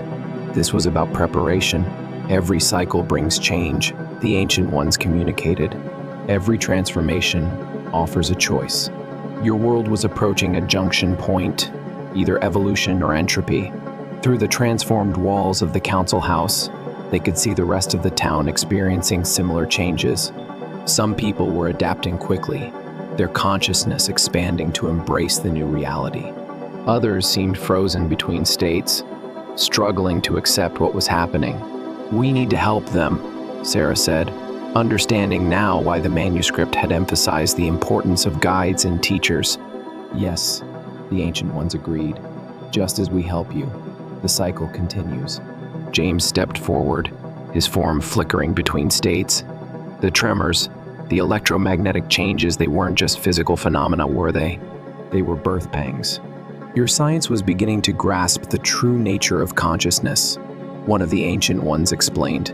"That reality itself is participatory. The universe doesn't just contain awareness, it emerges from it." Sarah watched in amazement as the physicist began working with one of the Ancient Ones, using their transformed instruments to map the principles of this new state of existence. Tom was already documenting everything, though his methods now involved direct transmission of experience rather than mere recording. "There's so much to learn," Sarah said, overwhelmed by the possibilities. "Yes," Rebecca smiled, her form stabilizing into something that bridged both states of being. "But that's why they left us the manuscript. Not just to survive the transition, but to thrive in what comes after." Through her expanded awareness, Sarah could sense similar transformations happening at sacred sites across the globe. The ancient network was fully activated, creating stable zones where humanity could safely make the transition. But not everyone was adapting at the same rate. "Some are resistant," she observed, watching the patterns of consciousness rippling through the town. "They're afraid." "Fear is natural," one of the Ancient Ones communicated. "We too struggled when we first made the transition. That is why we created the network to provide safe harbors during the change." Tom was rapidly adjusting to their new state, his journalistic instincts evolving to directly share experiences rather than just record them. The manuscript wasn't just a warning system, he realized. It's a teaching tool, a guide for what comes next. The physicist had managed to stabilize his instruments in their new form, creating interfaces between old and new understanding. "The laws of physics haven't been broken," he announced excitedly. "They've been transcended. We're operating at a level where consciousness directly influences quantum probability." Sarah turned her attention back to the manuscript's floating symbols, which now revealed layers of meaning she hadn't been able to access before. "There are instructions here for helping others through the transition. Techniques for stabilizing consciousness in this new state." Rebecca gathered the council members who had adapted most quickly. We need to establish anchor points throughout the town, create safe spaces for those still transforming. The Ancient Ones approved. Yes, as it was done for us, so must you do for others. The cycle continues. James was already working with several tribal elders, using their traditional knowledge in combination with their new awareness to help stabilize the local area. Sarah could see how their centuries of spiritual practices had prepared them for this moment, giving them frameworks to understand what was happening. But not everything was proceeding smoothly. Through her enhanced perception, Sarah could sense pockets of resistance and fear throughout the region. Some people were fighting the transformation, their consciousness creating distortions in the new reality. "We can't force them," Rebecca said, sensing Sarah's concern. "Each must choose to accept the change in their own time. But what happens to those who can't or won't make the transition?" Tom asked. The Ancient Ones shared understanding rather than mere answers. Sarah saw how previous cycles had played out, how some had transformed, while others remained in the old state of reality. Their paths diverging, but neither being wrong, just different choices. "Both streams of existence have their place," the Ancient Ones explained. "The universe unfolds in multiple ways." The physicist was beginning to map these parallel streams of reality. "It's like a branching river," he said. "Some channels flow faster, others slower, but all are part of the same greater flow." Sarah felt a new tremor, different from the earlier ones. Through the transformed walls of the council house, she could see the geometric patterns in the sky shifting again. "The next phase approaches," the Ancient Ones announced. "You must choose who will go forth to help establish the new anchors, and who will remain to guide others through the transition." Sarah looked at her companions, understanding the weight of the choice before them. The physicist had already volunteered to remain, knowing his ability to bridge scientific and transcendent understanding would be crucial for those still struggling with the transformation. "I need to go," Tom said unexpectedly. "There are stories that need to be shared, experiences that need to be transmitted. People need to understand this isn't an ending, but a beginning." Rebecca nodded. "Some of us must stay to maintain the sacred sites, to keep the network stable for those still crossing over. Others must venture out to establish new anchor points." Through her expanded awareness, Sarah could sense the patterns of need across the continent. Cities where fear and confusion reigned, rural areas where people were more accepting of the change but lacked guidance. The task ahead was enormous. The manuscript contains maps, she realized, reading deeper layers of the floating symbols. Not just physical locations, but confluences, places where consciousness naturally tends toward transformation. The Ancient Ones knew these patterns, James said. That's why they built their sacred sites where they did. They were marking natural gateways.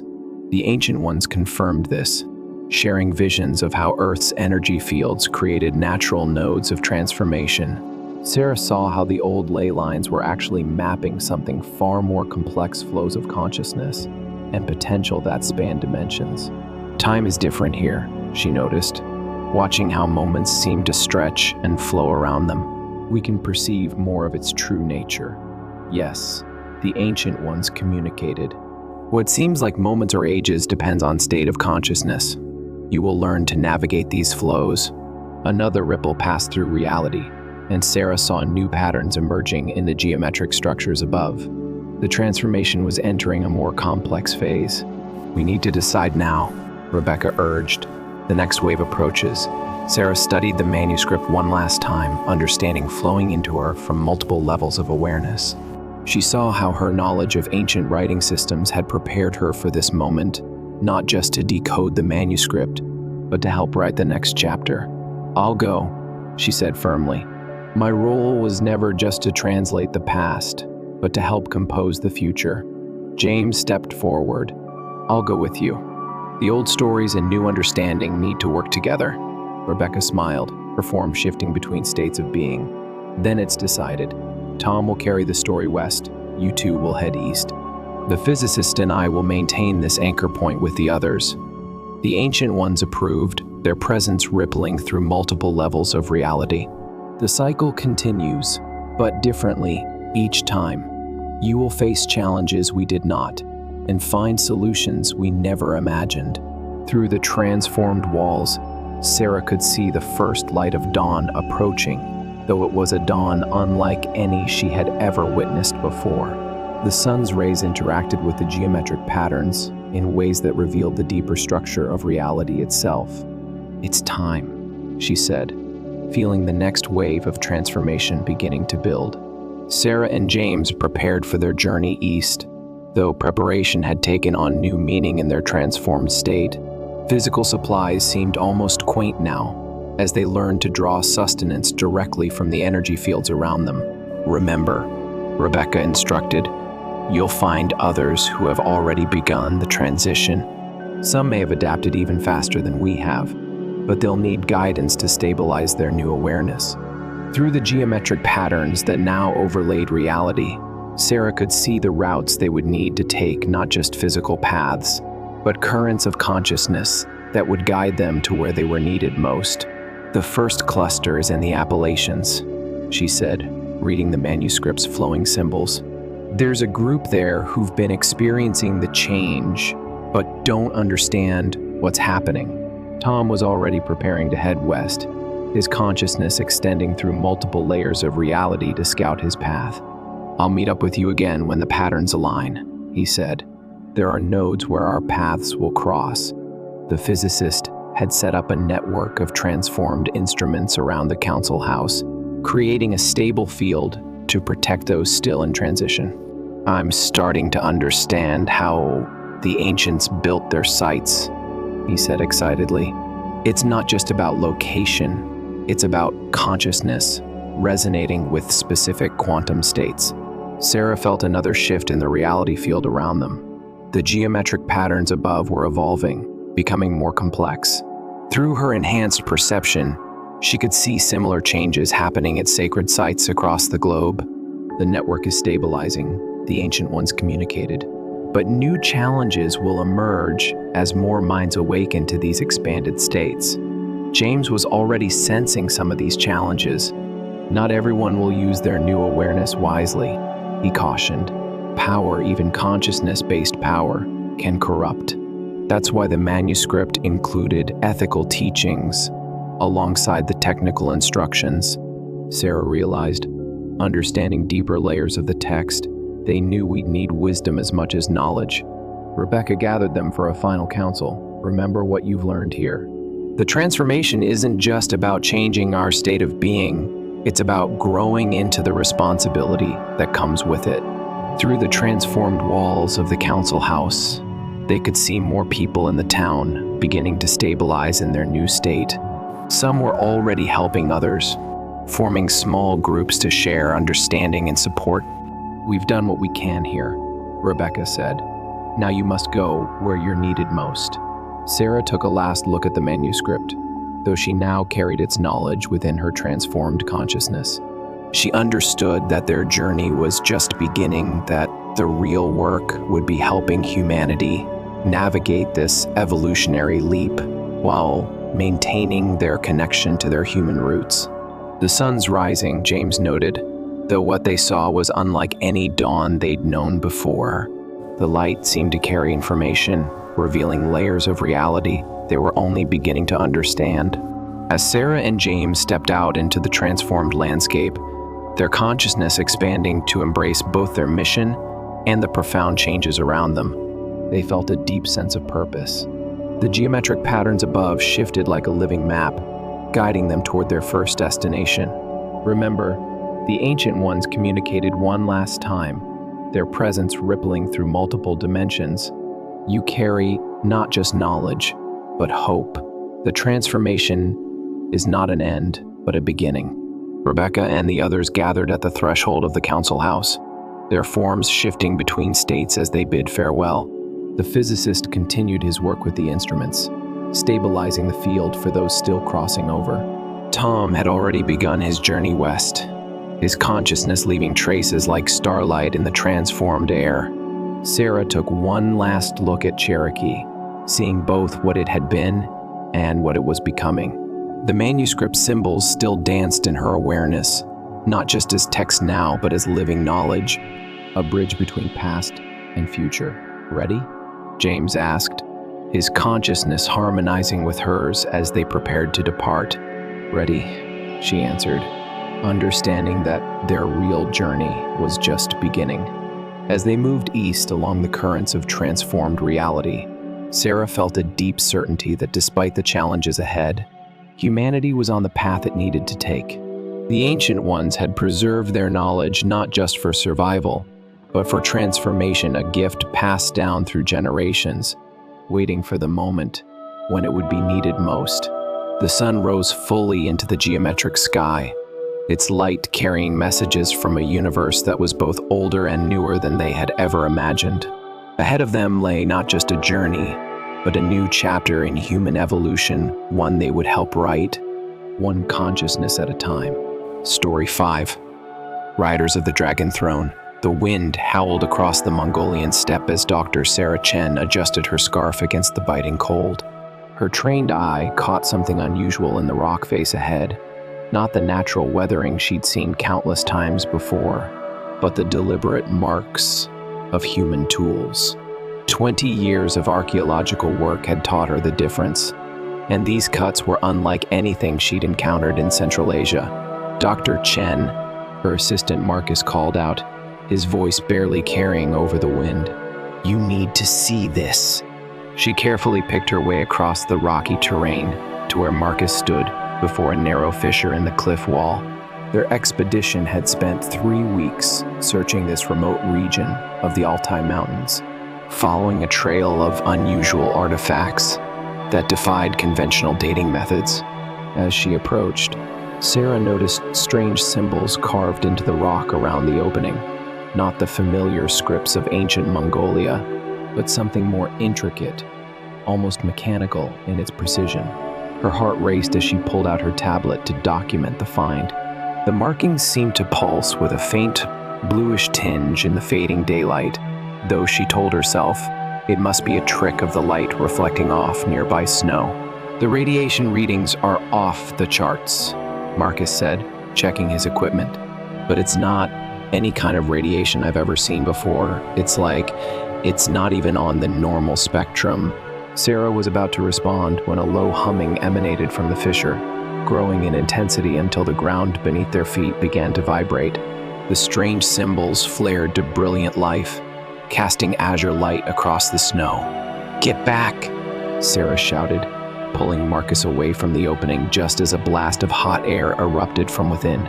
When the dust settled, the narrow crack had widened into a doorway, revealing a dark passage that seemed to descend into the mountain's heart. Before they could process what had happened, the sound of helicopter rotors cut through the wind. Sarah's blood ran cold. They weren't alone. Right on schedule came a smooth voice from behind them. Sarah spun to find herself facing Alexei Volkov, the notorious antiquities dealer whose reputation for ruthlessness was well known in archaeological circles. He stood flanked by armed men, his silver hair whipping in the wind. "Dr. Chen," he said with a predatory smile, "I must thank you for leading us here. We've been watching your progress with great interest. My employers have spent centuries searching for this entrance." "Centuries?" Marcus whispered. "What is he talking about?" Sarah's mind raced. The unusual artifacts, the impossible dating results, the strange energy readings, it all pointed to something that challenged everything she thought she knew about ancient Mongolian civilization. "You don't understand what you're dealing with," she said, trying to keep her voice steady. "These markings, they're not just decorative, they're warnings." Volkov laughed. "Warnings? My dear doctor, they're instructions. The Dragon Throne awaits its rightful heir, and the power of the ancient Khanate will rise again. Now, shall we proceed civilly, or must my associates insist?" The armed men raised their weapons, leaving no doubt about the choice being offered. Sarah felt Marcus tense beside her, ready to run, but she gripped his arm. Running wasn't an option, not when they were so close to understanding what they'd found. More importantly, She couldn't let Volkov's mysterious employers gain control of whatever lay within the mountain. The passage before them pulsed with that strange blue light, seeming to beckon them forward. As they were marched into the mountain's depths, Sarah noticed more of the mechanical-looking symbols, each set glowing with increasing intensity. The air grew warmer, heavy with the scent of ozone and something else, something ancient. The tunnel opened into a vast chamber that defied explanation. Perfectly smooth walls rose hundreds of feet overhead, covered in flowing scripts that seemed to move in the corner of one's eye. But it was what dominated the chamber's center that drew every eye, a massive throne of dark metal, its surface etched with the same symbols they'd seen outside, but these were clearly powered by something. Energy coursed through the etchings like liquid lightning, forming patterns that Sarah recognized from the strange artifacts they'd been finding. Impossible, Marcus breathed. This metal, these power systems, they're thousands of years ahead of what should have existed here. Not ahead, Volkov corrected, his eyes gleaming. Remembered, what you see before you is all that remains of the true empire, not the one written in your history books, but the one that ruled when humanity was young. When our ancestors wielded powers your science still cannot explain. Sarah's archaeological training warred with what her eyes were telling her. The chamber's construction, the advanced metallurgy, the evident power source, none of it should have been possible in ancient Mongolia. Yet here it stood, humming with energy that had waited millennia to be rediscovered. A figure stepped out from behind the throne, a woman in traditional Mongolian deal robes, but made of a material that seemed to absorb and redirect light. Her face bore the sharp features of the steps, but her eyes held the weight of ages. "Welcome," she said in perfect English, though her voice carried harmonics that made Sarah's teeth ache. "I am Pt.7, guardian of the throne. You have opened the way, but the question remains, are you prepared for what comes next?" The guardian's words hung in the air as Sarah processed the impossible scene before her. The chamber's ethereal blue light cast moving shadows across the ancient technology that defied all historical record. "I've spent my life preparing for discoveries," Sarah replied carefully, "but I don't think anyone could be truly prepared for this." Altensetsek's lips curved in what might have been amusement. "Few are. Yet here you stand, where the ancient and modern worlds collide. Our ancestors understood truths your science is only beginning to grasp." Volkov stepped forward, his patience clearly wearing thin. "Enough riddles. My employers have waited generations for this moment. The power of the Dragon Throne. Your employers know nothing." Altensetze cut him off sharply. The harmonics in her voice intensified, making everyone in the chamber wince. "They see only what they wish to see. The throne is not a weapon to be wielded, but a key to understanding." Sarah noticed something curious about the flowing scripts on the walls. Unlike traditional Mongolian script that read vertically, these symbols seemed to shift between vertical and horizontal orientations, creating complex mathematical patterns. "The patterns," she said suddenly, "they're not just writing, they're equations. Look at how they flow." She pointed to a particular sequence. "That's describing quantum states, isn't it? But using a completely different mathematical language." Altensetsek's eyes brightened. "Perhaps you are more prepared than most, Dr. Chen. The ancient Khanate didn't just conquer lands, they understood the deeper patterns of reality itself. What your people call quantum mechanics, they manipulated as easily as you might shape clay. That's why the artifacts we found couldn't be dated properly," Marcus realized. "They exist partially outside normal space-time." One of Volkov's men shifted nervously, his weapon lowering slightly. The air in the chamber was growing thicker, charged with potential. "Enough," Volkov barked. He pulled out his own pistol, aiming it at Sarah. "Show us how to activate the throne. Now." But Sarah barely heard him. Her attention was fixed on the scripts, which were beginning to pulse in sync with her heartbeat.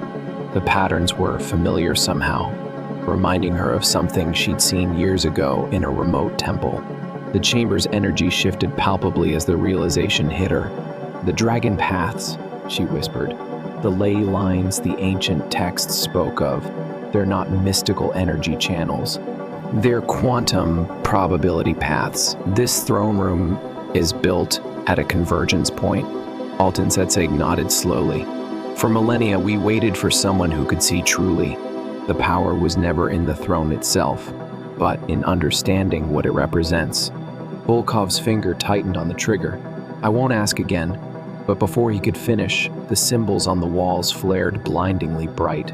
Sarah felt a strange sensation, as if reality itself was holding its breath.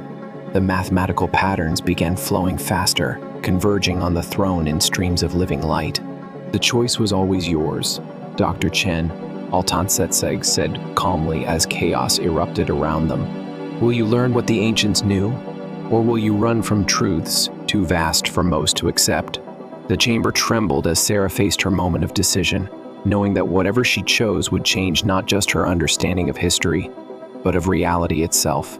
Sarah took a deep breath, her mind racing through the implications. Every instinct honed through years of research told her this was the discovery of a lifetime, perhaps of human history. But Volkov's gun remained trained on her, a deadly reminder of the immediate stakes. "I choose to understand," she said firmly, stepping toward the throne. The flowing equations seemed to respond to her movement, their patterns shifting and accelerating. "No!" Volkov shouted, firing his weapon. But the bullet never reached its target. It hung suspended in midair, caught in a web of quantum probability, made visible by the chamber's strange energies. Alton Setseg moved with impossible grace, her robes rippling with mathematical patterns. "The Dragon Throne protects those who seek knowledge over power," she stated. "Your weapons have no place here." The suspended bullet dissolved into particles of light that merged with the flowing equations.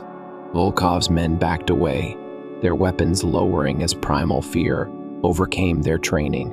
"The ancient Khanate," Sarah said, pieces falling into place. "They weren't just conquerors. They were scientists, weren't they? But they understood reality in a completely different way than we do now. They understood that consciousness shapes reality as much as reality shapes consciousness." Alton Setseg confirmed. "What your quantum physicists are only beginning to grasp. They built their civilization upon." Marcus had pulled out his tablet, frantically trying to document the shifting equations. "These patterns, they're showing interactions we've never even theorized. This could revolutionize our understanding of physics." But Volkov wasn't finished. He pulled something from his jacket, an artifact Sarah recognized from her earlier expeditions. A small metal disc covered in the same mechanical-looking script. "My employers didn't send me unprepared," he snarled. "This command key was never meant for you," Alton Setseg interrupted. The disc flew from his hand, drawn to the throne like a magnet. As it touched the ancient metal, the entire chamber's energy shifted. The throne began to transform, its solid form flowing like liquid metal while maintaining its complex patterns. The mathematical scripts on the walls accelerated their dance, and Sarah felt knowledge beginning to pour into her mind, not as words or images, but as pure understanding. "The throne is a teaching device," she gasped, "the most advanced educational technology ever created. It doesn't give power, it gives comprehension." The true power of the Dragon Throne was never about ruling others, Alton Setseg said. It was about ruling oneself, about understanding the deep patterns that connect all things. Sarah watched in amazement as the liquid metal of the throne began to form new shapes, creating three-dimensional models of concepts. Her mind was only beginning to grasp. She saw how quantum entanglement could be manipulated, how consciousness could influence probability at the macro scale, how the ancient Khanate had achieved what modern science considered impossible. But with understanding came responsibility. She saw why this knowledge had been hidden, why it had waited for those who would use it wisely. Volkov had backed away, his face pale. "My employers. They'll want proof, evidence. They will find nothing here, Halton Setseg stated. The Dragon Throne reveals itself only to those who seek understanding for its own sake. Your employers sought power without wisdom. They will continue to grasp at shadows. The chamber's energy was building toward something, the mathematical patterns converging with increasing intensity. Sarah felt herself being drawn into the flow of information, her consciousness expanding to encompass concepts she had never imagined possible. There's so much to learn, she breathed. So much we never understood about our own history, about reality itself. The light from the throne grew brighter, and Sarah knew she stood at a threshold. Behind her, she heard Marcus's tablet clattering to the floor as the sheer magnitude of what they were witnessing overwhelmed him. Ahead lay knowledge that would challenge everything she thought she knew about science, history, and the nature of consciousness itself. Alton Setseg's voice seemed to come from everywhere at once. The question remains, Dr. Chen. Are you ready to become not just an observer of history, but a guardian of its deepest truths? Sarah stepped forward, the quantum equations swirling around her like a living constellation. I've spent my life searching for truth, she said. I won't turn away now. The throne's liquid metal surface rippled in response, forming intricate patterns that seemed to reach out toward her. But before she could touch them, a new sound cut through the chamber, the rhythmic beating of helicopter rotors, much closer than before. More of your employers? Sarah asked Volkov, who had pressed himself against the wall, his earlier bravado gone. He shook his head, genuine fear in his eyes. No, these would be competitors, far more dangerous ones. Alton Setseg's expression hardened. The Shadow Brigade. They have hunted this knowledge for centuries, twisting what fragments they found to dark purposes. The chamber's entrance suddenly filled with armed figures in black tactical gear, their weapons adorned with the same mechanical script they'd seen throughout the complex. Leading them was a woman whose very presence seemed to distort the mathematical patterns flowing through the air. Dr. Chen, the woman said, her voice carrying unnatural harmonics that clashed with the chamber's energy. I am Director Wei of the Shadow Brigade. I see you've done all the hard work for us. Now, step away from the throne. Sarah felt rather than saw Alton Setseg move closer to her. They cannot be allowed to access this knowledge, the Guardian whispered. They seek to manipulate the quantum realm itself, to rewrite the very fabric of history. The Guardian speaks of things she barely understands, Director Wei said smoothly. We seek only to restore humanity's birthright, to reclaim the power that was stolen from us by those who feared progress. But Sarah could see the truth in the equations surrounding them. The Shadow Brigade's presence was creating distortions in the mathematical patterns, turning elegant quantum probabilities into chaotic tangles. You're wrong, Sarah said firmly. This knowledge wasn't stolen, it was protected, from people exactly like you. Wei's smile turned cold. Such nobility. But you've seen only a fraction of what the throne can teach. Join us, Dr. Chen. Help us unlock its full potential. Think of the advances we could make, the power we could wield. The throne's surface churned faster, its patterns growing more complex. Sarah felt knowledge continuing to flow into her mind, and with it came a devastating realization. The ancient Kane, she said slowly, they didn't just hide this knowledge. They sacrificed their entire civilization to keep it from being misused. They understood something fundamental about consciousness and reality, something that could either elevate humanity or destroy it. Then help us elevate it, Wei pressed, taking a step forward. Her soldiers raised their weapons, but the quantum distortions around them made targeting difficult. Sarah looked at the flowing equations, seeing deeper patterns emerge. The throne wasn't just teaching, it was showing her a choice. A way forward, but one that would require sacrifice. Marcus, she said quietly, get ready to run. Her assistant nodded, understanding in his eyes. He had seen enough to grasp what was at stake. Alton Setseg's voice carried new urgency. Choose quickly, Dr. Chen. The patterns grow unstable. The chamber trembled as two different quantum states battled for dominance.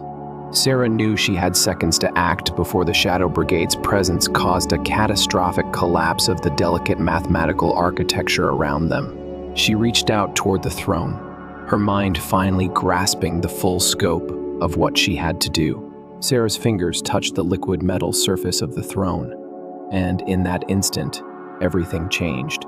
The mathematical patterns exploded into blinding light, wrapping around her like a cocoon of pure information.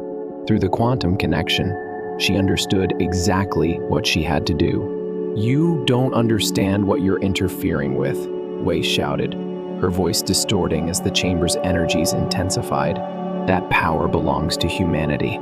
"No," Sarah replied, her voice carrying new harmonics that matched the chamber's resonance. "It belongs to those who understand its true purpose."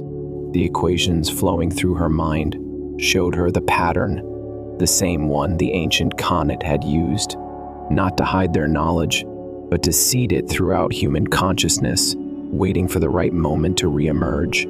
"Pt.7," she called out. "The convergence point." The Guardian nodded, her form beginning to shimmer with quantum uncertainty. "You understand, then, what must be done." The Shadow Brigade opened fire, but their bullets fragmented into light, caught in the increasingly chaotic probability fields. Wei screamed orders, her own form starting to blur as reality itself became unstable around them. "Marcus, now!" Sarah shouted. Her assistant grabbed the still-stunned Volkov and ran for the entrance as the chamber's walls began to pulse with impossible colors. Sarah felt the knowledge of millennia flowing through her consciousness, too much for any one mind to contain. But she didn't need to contain it. She needed to scatter it, just as the ancients had done. "The Dragon Throne was never meant to concentrate this knowledge," she said, understanding flowing through her. "It was meant to distribute it, to wait until humanity was ready to rediscover these truths naturally." Wei's face contorted with rage. "You fool! You'll destroy everything." "No," Sarah replied calmly. "I'll preserve it the only way possible, by letting it go." She pressed both hands firmly against the throne's surface, completing the quantum circuit. The mathematical patterns reached a crescendo, and reality itself seemed to hold its breath. In that moment of perfect clarity, Sarah saw the truth the ancient Khanate had discovered, that consciousness and reality were two sides of the same coin, that power without wisdom was the surest path to destruction, and that some knowledge could only be rediscovered, never taken. The chamber erupted in a cascade of quantum possibilities. The Shadow Brigade's weapons dissolved into light. Wei screamed as her form scattered into probability waves. The walls themselves began to fold into higher dimensions. It was never about the past. Pt.7's voice came from everywhere and nowhere. It was always about the future. Sarah felt her own consciousness expanding, merging with the quantum patterns. The knowledge wouldn't be lost. It would be scattered into the collective unconscious of humanity, waiting to be rediscovered when the time was right, just as it had been before. The last thing she saw before the quantum cascade reached its peak was Marcus dragging Volkov to safety, the chamber's entrance sealing behind them. Then everything dissolved into pure light and possibility. In a remote valley of Mongolia, a massive explosion of light lit up the night sky. By the time investigators reached the site, they found only a sealed rock face with no trace of the chamber that had existed behind it. The strange artifacts they discovered would be dismissed as anomalies, their impossible properties blamed on measurement errors. But scattered throughout human consciousness, buried in dreams and intuitions, the knowledge waited. And in a small university office, Dr. Marcus Chen, now a professor himself, looked at his student's thesis proposal about quantum consciousness with new understanding in his eyes.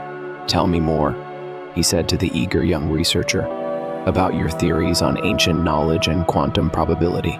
The Dragon Throne's legacy lived on, not as a source of power, but as seeds of wisdom waiting to bloom when humanity was finally ready to understand its own true nature. Years passed, and the events in Mongolia faded into obscurity, becoming little more than whispered rumors in archaeological circles. But Sarah Chen didn't vanish entirely. She had become something else, existing in a state between conventional reality and quantum possibility. She watched and waited, observing as humanity slowly began to rediscover the truths she had helped scatter. In physics laboratories across the world, researchers started noticing strange patterns in their quantum experiments. Anthropologists uncovered ancient texts that hinted at forgotten knowledge. And in dreams, people worldwide began seeing mathematical symbols they couldn't quite remember upon waking. One crisp autumn morning, in a bustling research facility in Geneva, a young physicist named Dr. Amara Patel stared at her computer screen in disbelief. Her quantum consciousness experiments had produced results that defied conventional physics, results that seemed to suggest consciousness itself could influence quantum states at a macro level. "This is impossible," she muttered, running the calculations again. But the patterns remained, familiar yet alien, like a half-remembered dream. In her office at Cambridge University, an archaeologist named Dr. James Werner was examining satellite imagery of the Mongolian steppes when he noticed something peculiar. The geological formations seemed to form patterns, not random patterns, but precise mathematical sequences that reminded him of quantum wave functions. And in Beijing, a mathematician named Dr. Liu Wei, no relation to the vanished director, had begun developing a new mathematical language that bore striking similarities to the ancient scripts found in numerous archaeological sites worldwide. None of them knew they were being watched. Sarah, existing in her quantum state, could see the threads of knowledge beginning to weave together again, but this time, it was happening organically, as humanity reached the understanding necessary to handle such power responsibly. The Shadow Brigade hadn't been completely destroyed that day in Mongolia. Its remnants continued to search, but they were looking in the wrong places, in ancient sites and hidden chambers. They didn't understand that the knowledge they sought was evolving along with human consciousness itself. Marcus, now in his 60s but still sharp as ever, had become a respected professor of archaeological physics, a field he had essentially created. He never spoke directly about what he had witnessed in Mongolia, but his work laid the groundwork for a new understanding of ancient civilizations and their relationship with quantum mechanics. One day, as he was reviewing a particularly promising doctoral thesis, he felt a familiar presence. The air in his office seemed to shift, mathematical patterns briefly visible in the dust motes dancing in the sunlight.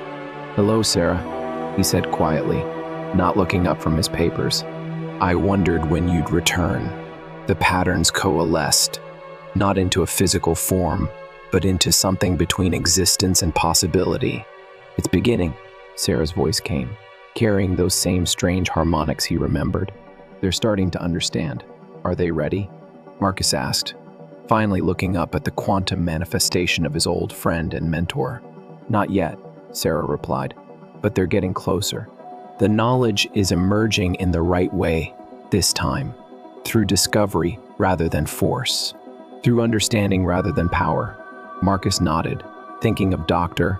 Patel's recent breakthrough paper and Dr. Liu's new mathematical framework. And the Shadow Brigade? Still searching, Sarah's pattern voice held a note of amusement, but they're becoming irrelevant. The truth was never in artifacts or ancient sites.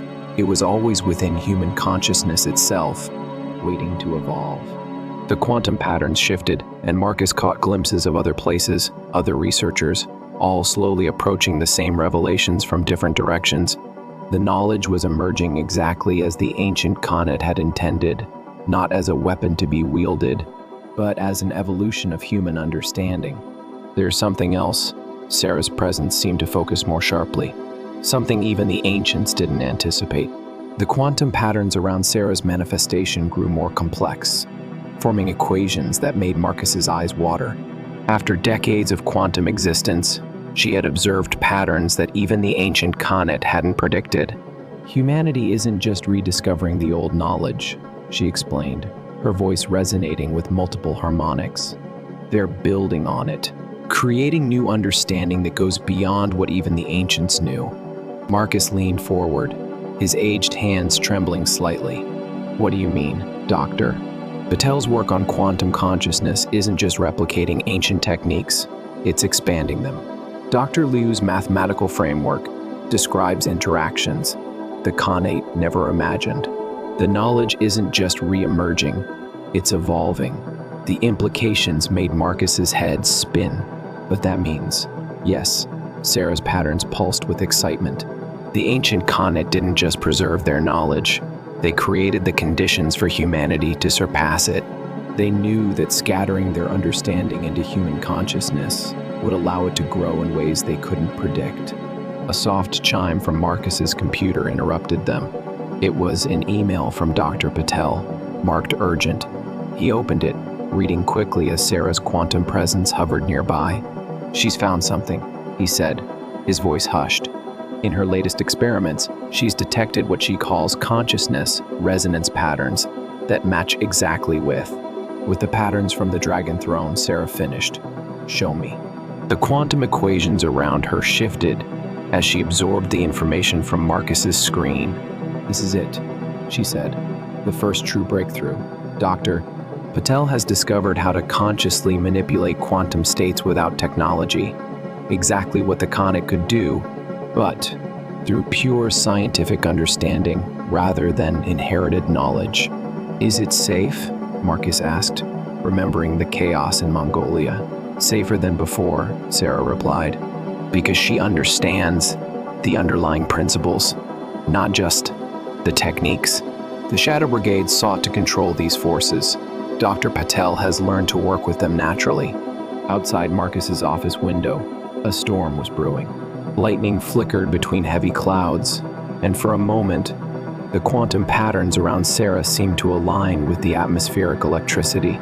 "There's more coming," she said, her voice growing distant. "The next few years will bring discoveries that will change everything. But this time, humanity is ready for them. The understanding is emerging in the right way, through the right people." Marcus thought of his own students, of the questions they were asking that would have seemed impossible just a few years ago. What should we do? Watch, guide where needed, but mostly let it happen naturally. The knowledge knows how to find those who are ready for it. The storm outside intensified, and Sarah's quantum patterns began to fade. "I have to go," she said. "There are others I need to observe." "But Marcus." "Yes? Remember what we learned in Mongolia. The power was never in the throne itself. It was always in understanding." As her presence dissolved into probability waves, Marcus turned back to his computer. Dr. Patel's findings were just the beginning. Across the world, researchers were approaching the same truths from different directions, their collective consciousness reaching toward understanding that would have seemed like magic to their ancestors. And somewhere in the quantum realm, Sarah Chen watched and waited, knowing that humanity's greatest discoveries were yet to come. In her quantum state, Sarah began noticing a pattern emerging that even she hadn't anticipated. The various researchers she had been watching, Dr. Patel, Dr. Liu, and others, were unconsciously beginning to connect with each other. Ideas seemed to flow between them even before they made official contact, as if the quantum knowledge itself was creating a network of understanding. Dr. Patel's lab in Geneva became the epicenter of an unprecedented collaboration. Her consciousness resonance patterns had drawn the attention of researchers worldwide, including Dr. Liu, whose mathematical framework seemed perfectly suited to describing her discoveries.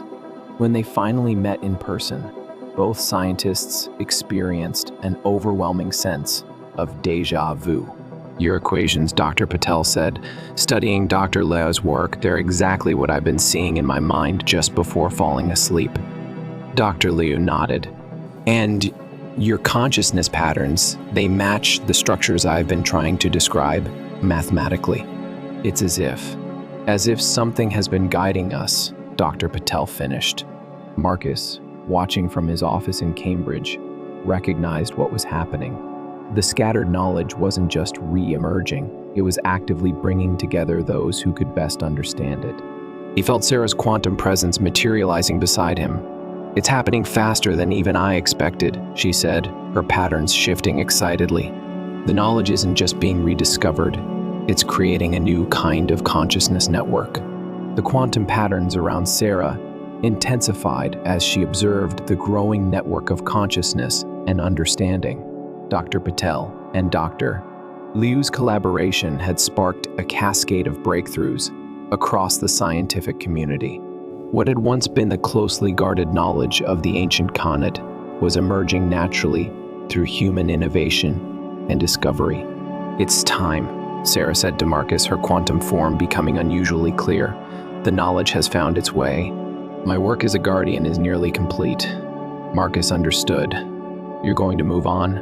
"The human consciousness network is stable now. It's evolved beyond what even the Khanate imagined. The knowledge will continue to emerge naturally, finding those who are ready for it." As if to prove her point, a young graduate student burst into Marcus's office, her eyes bright with excitement. "Professor, you have to see this.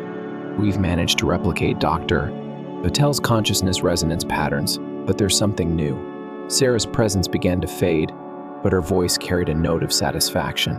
"Remember what we learned at the Dragon Throne, Marcus. The greatest power was never in controlling knowledge, but in letting it grow." The quantum patterns surrounding her shifted one final time, merging with the greater consciousness network that now spanned the globe.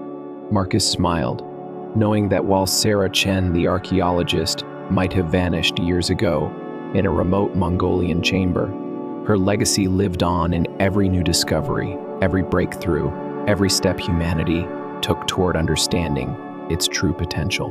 The Dragon Throne's final lesson had been learned. True wisdom comes not from hoarding knowledge, but from letting it flow freely, growing and evolving with each new generation that discovers it anew.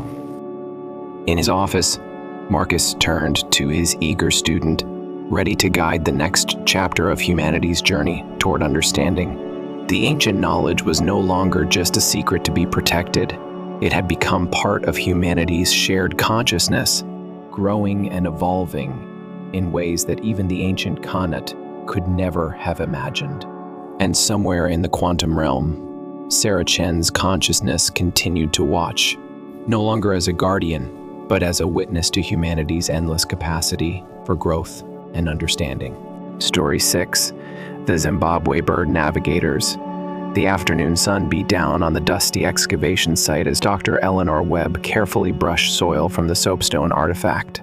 Her fingers, calloused from 15 years of fieldwork, moved with practiced precision.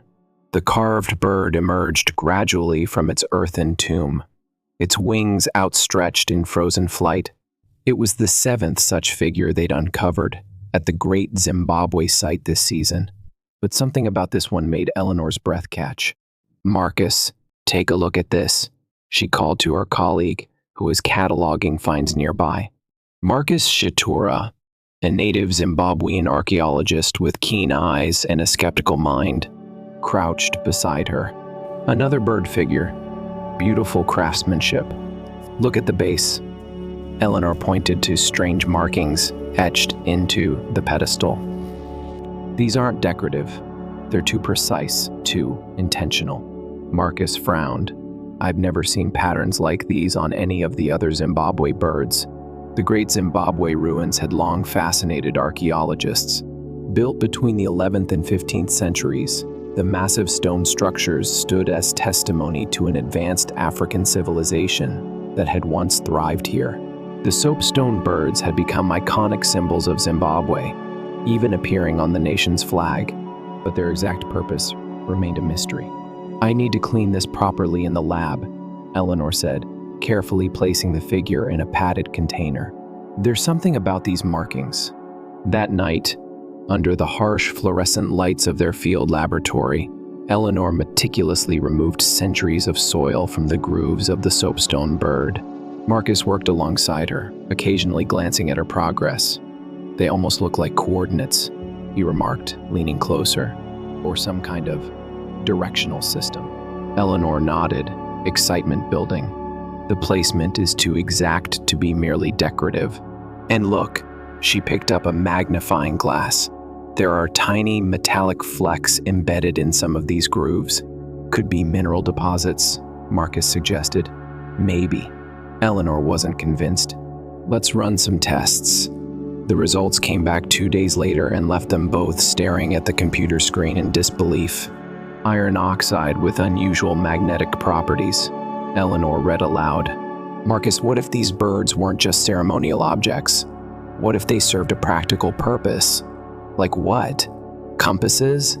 Marcus laughed, but his laughter faded quickly as Eleanor's expression remained serious. Not exactly compasses. Something more sophisticated. She pulled up maps of the ancient trade routes that had once connected Zimbabwe to the coast and beyond. The Kingdom of Great Zimbabwe was a trading powerhouse. Gold, ivory, and other goods moved between here and the Indian Ocean, and then to Arabia, India, even China. And you think these birds somehow helped with navigation? Marcus raised an eyebrow. I think it's worth investigating. 3 weeks later, Eleanor and Marcus stood in the center of the great enclosure, the massive, circular stone structure that was the heart of Great Zimbabwe. They had brought all 7 bird figures back to the site, placing them according to where they had been originally found, based on historical excavation records. This feels like a wild goose chase, Marcus muttered, wiping sweat from his brow. Or should I say wild bird chase? Eleanor ignored his joke, focusing instead on the compass in her hand. She moved slowly around the perimeter of the enclosure, watching the needle. Nothing unusual. Then she approached the central platform, where the largest bird figure now sat. The compass needle began to swing erratically. Marcus, she called sharply, come look at this. He hurried over, watching as the compass behaved increasingly strangely the closer they got to the bird. Magnetic interference, he said, scientific interest finally overcoming his skepticism. But from what? Eleanor carefully lifted the bird figure, revealing the stone pedestal beneath. There, barely visible in the rough stone, was a circular depression. Help me with the others, she said urgently. One by one, they checked beneath each bird figure, finding similar depressions. Working methodically, they returned each bird to what they believed was its original position. As the sun began to set, casting long shadows across the ancient stonework, Eleanor placed the final bird, the one with the strange markings they'd discovered first, onto its pedestal.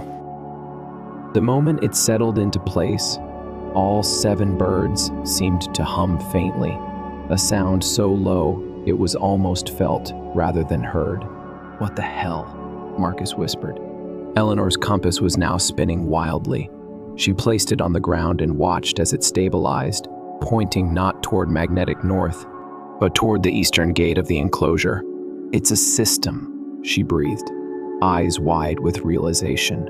These birds are part of a navigation system that uses the Earth's magnetic field. Dr. Nomazakode, head of archaeology at the University of Zimbabwe, regarded them with deep skepticism the following morning. They sat in her office in Harare, having driven through the night to share their discovery.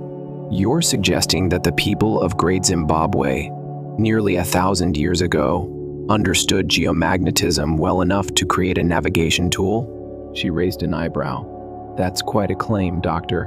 Webb. I know how it sounds, Eleanor admitted. But we've documented everything. The metallic composition of the birds, the precise placement, the effect on compasses, and the directional alignment, Marcus added, surprising Eleanor with his sudden conviction. When properly positioned, they point exactly toward major trading destinations: Sofala on the coast, the gold mines to the west, even toward the Limpopo River crossing to the south. Dr. Zikode tapped her pen thoughtfully. Even if you're right, and that's a significant if, how would traders have used these stationary objects for navigation once they left Great Zimbabwe? Eleanor pulled out the bird with the mysterious markings. That's where this comes in. We believe these Smaller versions were portable. Traders would calibrate them at the Great Enclosure before departing, then use them on their journeys. Like ancient GPS, Marcus said with a slight smile. Dr. Zakode wasn't smiling. This would fundamentally change our understanding of pre-colonial African technology. She paused, and I don't need to tell you how the international academic community might respond to such claims.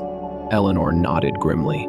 For centuries, Western archaeologists had downplayed or dismissed the sophistication of African civilizations, even attributing Great Zimbabwe itself to non-African builders, until overwhelming evidence forced a correction.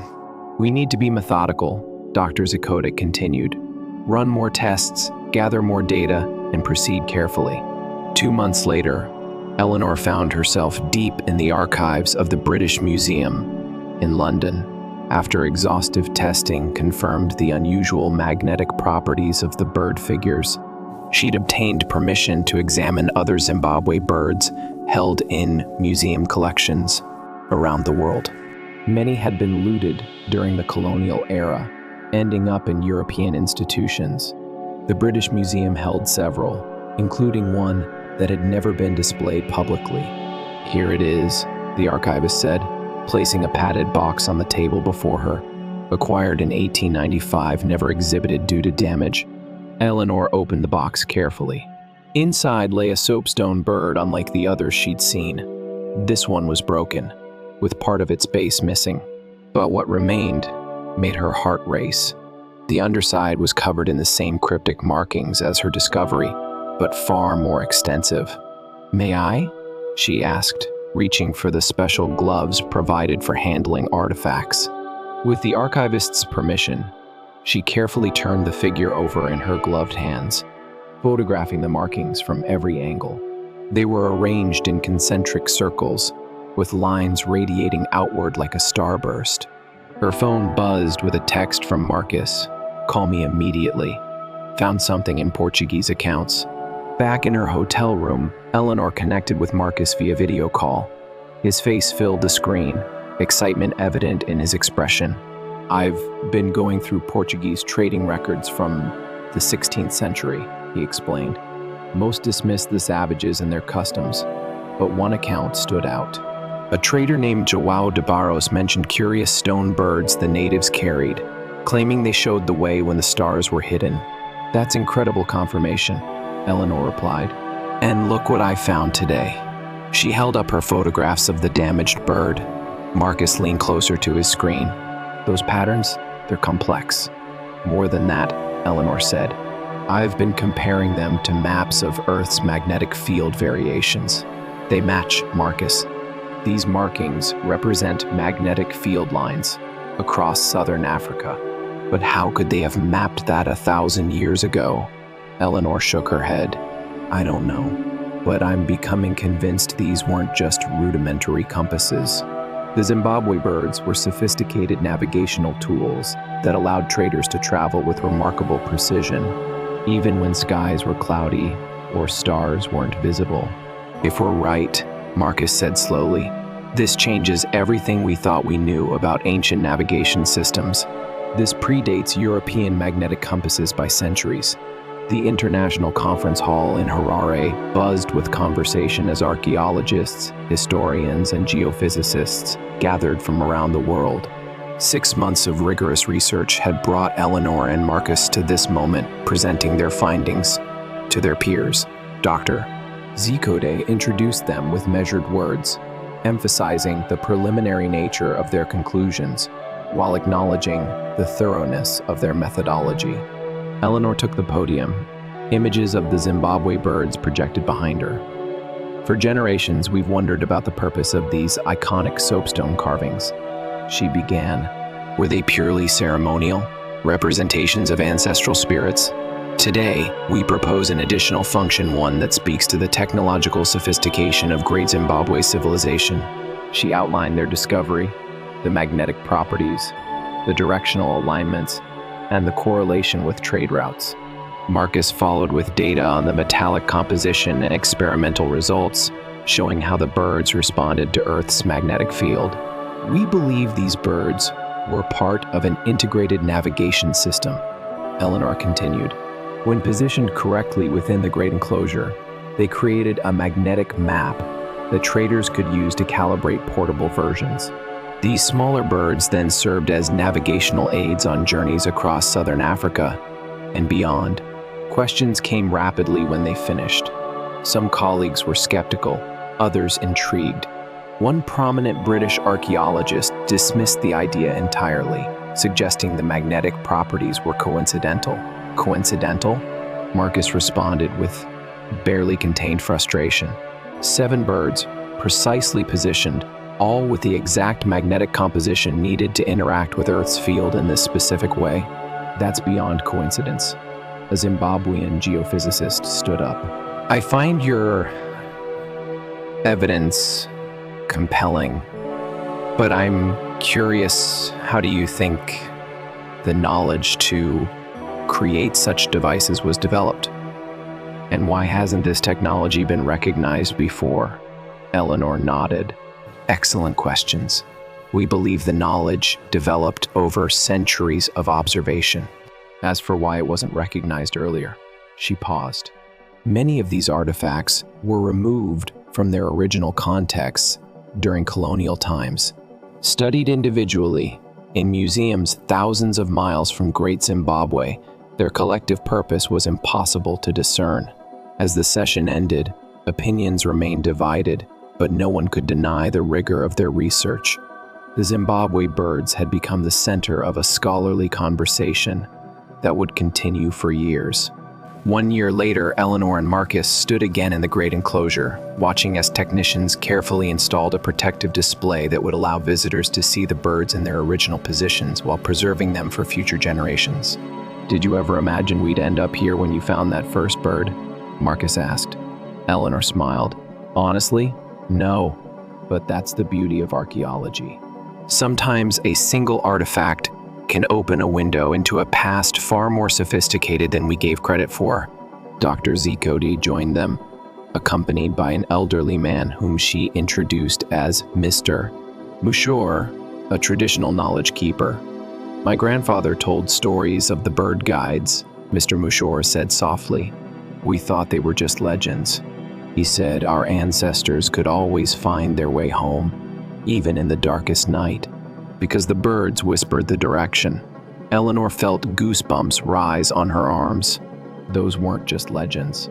"No," Mr. Mushor agreed, "but when the Europeans came, this knowledge was hidden to protect it. Some things were written down, but much was passed through oral tradition, which outsiders often dismissed." He reached into a bag he carried and pulled out a small wooden carving of a bird, similar in form to the soapstone ones, but with subtle differences. "This has been in my family for generations. My grandfather said it was a copy of the stone birds, made when people feared the originals would be taken away." Eleanor's eyes widened as she recognized the distinctive patterns carved into its base. "May I?" she asked, holding out her hand. Mr. Mushor nodded, placing the wooden bird in her palm. It was lighter than the stone versions, but when she held her compass near it, the needle moved decisively. "There's metal embedded in the wood," she whispered in amazement. "Iron from a special place," Mr. Mushor confirmed. The knowledge was never completely lost, just waiting for the right time to emerge again. As the sun set over Great Zimbabwe, casting the ancient walls in golden light, Eleanor felt a profound connection to the people who had built this place, engineers, astronomers, and navigators whose achievements were only now being fully recognized. The Zimbabwe birds hadn't just been symbolic totems, they had been functional tools that enabled a trading network spanning thousands of miles. They represented a sophisticated understanding of Earth's magnetic field that had been developed independently in Africa centuries before similar knowledge emerged elsewhere. "There's still so much we don't know," Marcus said, looking out over the ruins. "Yes," Eleanor agreed, "and that's exactly why we keep digging." In the gathering dusk, the soapstone birds seemed to watch over the ancient city, guardians of knowledge long forgotten, but finally beginning to take flight once more. 6 months after the installation of the Zimbabwe birds in their original configuration, the site had become a magnet for both tourists and researchers. Eleanor had taken a sabbatical from her university position in the United States to remain in Zimbabwe, working alongside Marcus on what was now being called the Zimbabwe Navigation Project. Their research base occupied a modest building on the outskirts of the Great Zimbabwe site. Maps covered the walls, computers hummed with data analysis, and a team of graduate students moved busily between workstations. In the center of the main room stood a large table with a scale model of the great enclosure, complete with miniature replicas of the soapstone birds. Eleanor was examining satellite imagery when Marcus burst through the door, clutching a folder of papers. "You need to see this," he said, spreading the documents across her keyboard. "Remember how we speculated there might have been more birds than the ones we've found? Of course. The historical accounts suggested up to 11 birds originally. Well, I think I know where to look for the missing ones." Marcus pointed to a map. "I've been cross-referencing colonial-era reports with the magnetic anomaly data we collected. 3 locations show similar magnetic signatures to the bird pedestals in the great enclosure." Eleanor studied the map. The points Marcus had marked formed a perfect triangle around Great Zimbabwe. "Outposts? Signal stations? That's my thinking," Marcus nodded. "What if the navigation system wasn't limited to the great enclosure? What if it extended across the kingdom?" Eleanor felt that familiar rush of excitement that came with a potential breakthrough. "Let's assemble a team. We need to investigate these sites." The first location lay 50 kilometers west of Great Zimbabwe, atop a rocky hill overlooking what would have been an important trade route to the interior. After a grueling hike, Eleanor, Marcus, and their small team reached the summit. "There's nothing here," complained Tafadzwa, one of the graduate students, surveying the barren hilltop. "Not on the surface," Eleanor agreed, pulling out a ground-penetrating radar device, "but underneath." For hours, they systematically scanned the area. Just as the afternoon light began to fade, the radar revealed a subsurface anomaly, a regular structure buried beneath centuries of soil and vegetation. "There," Eleanor pointed to the screen. "That's not natural formation. It took 2 days of careful excavation to reveal what lay beneath, a stone platform, similar in construction to those at Great Zimbabwe, but smaller.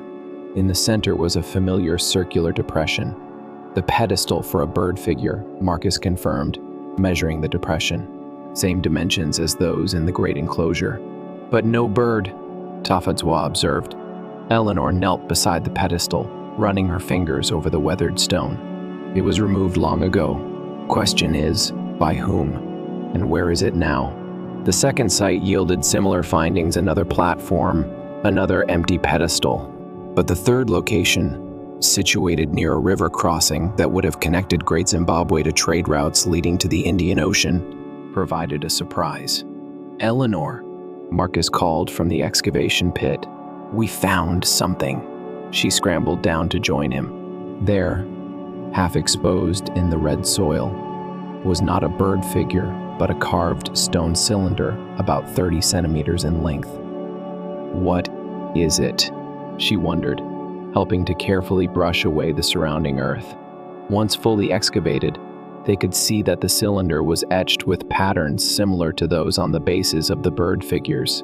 But instead of being static, this cylinder could rotate within a stone housing. "It's like a combination lock," Marcus suggested, gently turning the cylinder. "Or a cipher device." Eleanor frowned in concentration. "Let's get it back to the lab. I want to see how it responds to magnetic fields." Under controlled conditions in their laboratory, the stone cylinder revealed its secrets. When placed near a magnetic source, it rotated slightly to specific positions, which varied depending on the strength and orientation of the magnetic field. "It's calibrated," Eleanor marveled, documenting the movement. "Each position corresponds to a different magnetic intensity. This isn't just a navigation tool, it's a measuring instrument." "A magnetometer," Marcus said. "They weren't just using the Earth's magnetic field for direction. They were measuring its strength at different locations. Eleanor's mind raced with implications. That explains the markings on the bird bases. They're not just showing direction, they're mapping the variations in Earth's magnetic field across the region. But why would they need to measure magnetic variations with such precision? Tafadzwa asked. Eleanor and Marcus exchanged looks. Navigation is the obvious answer, Eleanor said, but there could be other reasons. In many cultures, unusual magnetic properties were associated with spiritual significance or healing qualities. Or mining, Marcus added. Magnetic anomalies can indicate the presence of certain mineral deposits. Great Zimbabwe's wealth came largely from gold trade. What if they were using these tools to locate new gold deposits?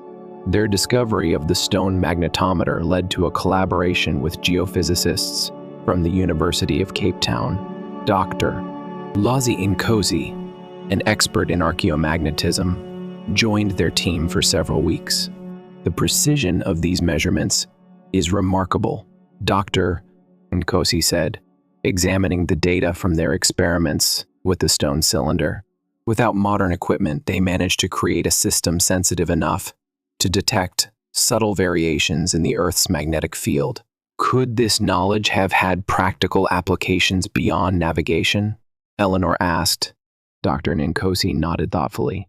Absolutely.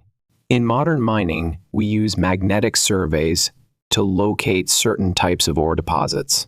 Gold itself isn't magnetic, but it's often found in association with magnetic minerals, like magnetite. A culture with the ability to detect and map magnetic anomalies would have a significant advantage in finding new resource deposits. Marcus gestured to a map they'd been compiling, showing the locations of known ancient gold mines around Great Zimbabwe. We've been plotting the relationship between these magnetic measurement stations and historical mining areas. There's definitely a correlation, Dr. Nkosi agreed, studying the map, but I'm more interested in how they achieved this level of precision. The stone itself isn't inherently magnetic enough to account for the sensitivity we're observing. Eleanor picked up the wooden bird Mr. Mushor had shown them. According to oral tradition, they used special iron in these devices. We've identified iron oxide with unusual properties in the soapstone birds. Lodestone, Dr. Nkosi suggested. Natural magnetite with permanent magnetic properties. But still, the precision. What if they enhanced it somehow? Marcus suggested. Heat treatment can strengthen magnetic properties in certain materials. Dr. Nkosi's eyes lit up. Yes, and Great Zimbabwe was known for its metalworking. They could have developed specialized techniques for treating magnetic materials. We need to find more of these devices, Eleanor decided. And we need to understand exactly how they were used together. The breakthrough came from an unexpected source. While Eleanor and her team focused on the archaeological evidence, Mr. Mushor had been reaching out to other traditional knowledge keepers across Zimbabwe and Mozambique. One afternoon, he arrived at their research station accompanied by an elderly woman whose face was etched with deep wrinkles. This is Gogo Sibanda, Mr. Mushor introduced her. She comes from a family of traditional healers near the Save River. When I told her about the birds, she wanted to meet you. Gogo Sibanda spoke softly in Shona, which Mr. Mushor translated. She says her family has stories about the stone birds. They were not just for finding directions, but for finding the paths of energy that run through the earth. Eleanor listened intently as the old woman continued. The birds were keepers of knowledge about special places where the earth's energy was strong for healing, for growing certain plants, for finding water beneath the ground, and yes, for finding the yellow metal. Ask her if she knows how they were used, Marcus urged. After a lengthy exchange in Shona, Mr. Mushor turned back to them. She says the birds worked together, not alone. They spoke to each other across distances. Spoke to each other? Eleanor repeated, puzzled. Gogo Sibanda reached into a woven bag and pulled out something wrapped in cloth. Unwrapping it carefully, she revealed a small iron artifact, roughly cylindrical and etched with markings reminiscent of those on the stone cylinder they'd found. Her family has kept this for generations, Mr. Mushor translated. She calls it Nth voice of the birds. Dr. Nkosi, who had been observing quietly, suddenly stepped forward. "May I?" he asked, gesturing toward the iron object. With Gogo Sabanda's permission, he examined it closely, then looked up with astonishment. This appears to be a resonator of some kind. The design suggests it would vibrate in response to specific magnetic frequencies. A receiver, Eleanor breathed. They weren't just measuring the magnetic field, they were using it to communicate. Over the following weeks, a new theory emerged. The Zimbabwe birds and associated devices formed not just a navigation system, but a communication network that spanned the kingdom. By placing these magnetically sensitive instruments at key locations and calibrating them precisely, the people of Great Zimbabwe had created a system that could transmit simple signals across vast distances. It's like a rudimentary form of wireless telegraphy, Dr. Nkosi explained during a team meeting. The stone pedestals were placed at locations with specific magnetic properties. When external factors, perhaps solar activity or deliberate human intervention, caused fluctuations in the local magnetic field, these fluctuations could be detected by other stations in the network, so they could send messages without messengers, Marcus said. That would have been an enormous strategic advantage. Limited messages, Dr. Nkosi cautioned. Probably binary signals, yes, no, danger, safety, perhaps some simple coded patterns, but even that would be revolutionary for its time. Eleanor was piecing together historical accounts of Great Zimbabwe's rapid response to external threats. Colonial records mention how the kingdom seemed to have spies everywhere because they always knew when Portuguese or other forces were approaching, even from hundreds of kilometers away. This could explain how they maintained control over such a large trading network with relatively few military resources, Marcus added. Early warning systems would allow them to mobilize exactly where needed, or redirect trading caravans away from danger, Eleanor suggested. Tafadzwa, who had been quietly analyzing geomagnetic data, spoke up. There's something else. The locations of these stations aren't random. They follow natural lines of magnetic variance, almost like they mapped the planet's magnetic field lines across their territory. Ley lines, Mr. Mushor murmured. The paths of Earth energy the elders speak of. Dr. Nkosi looked thoughtful. What we call geomagnetic flux lines today. They did map them with remarkable accuracy. As word of their discoveries spread, resistance from some quarters of the archaeological establishment intensified. At a contentious symposium in London, Eleanor faced harsh criticism from several prominent Western archaeologists. While Dr.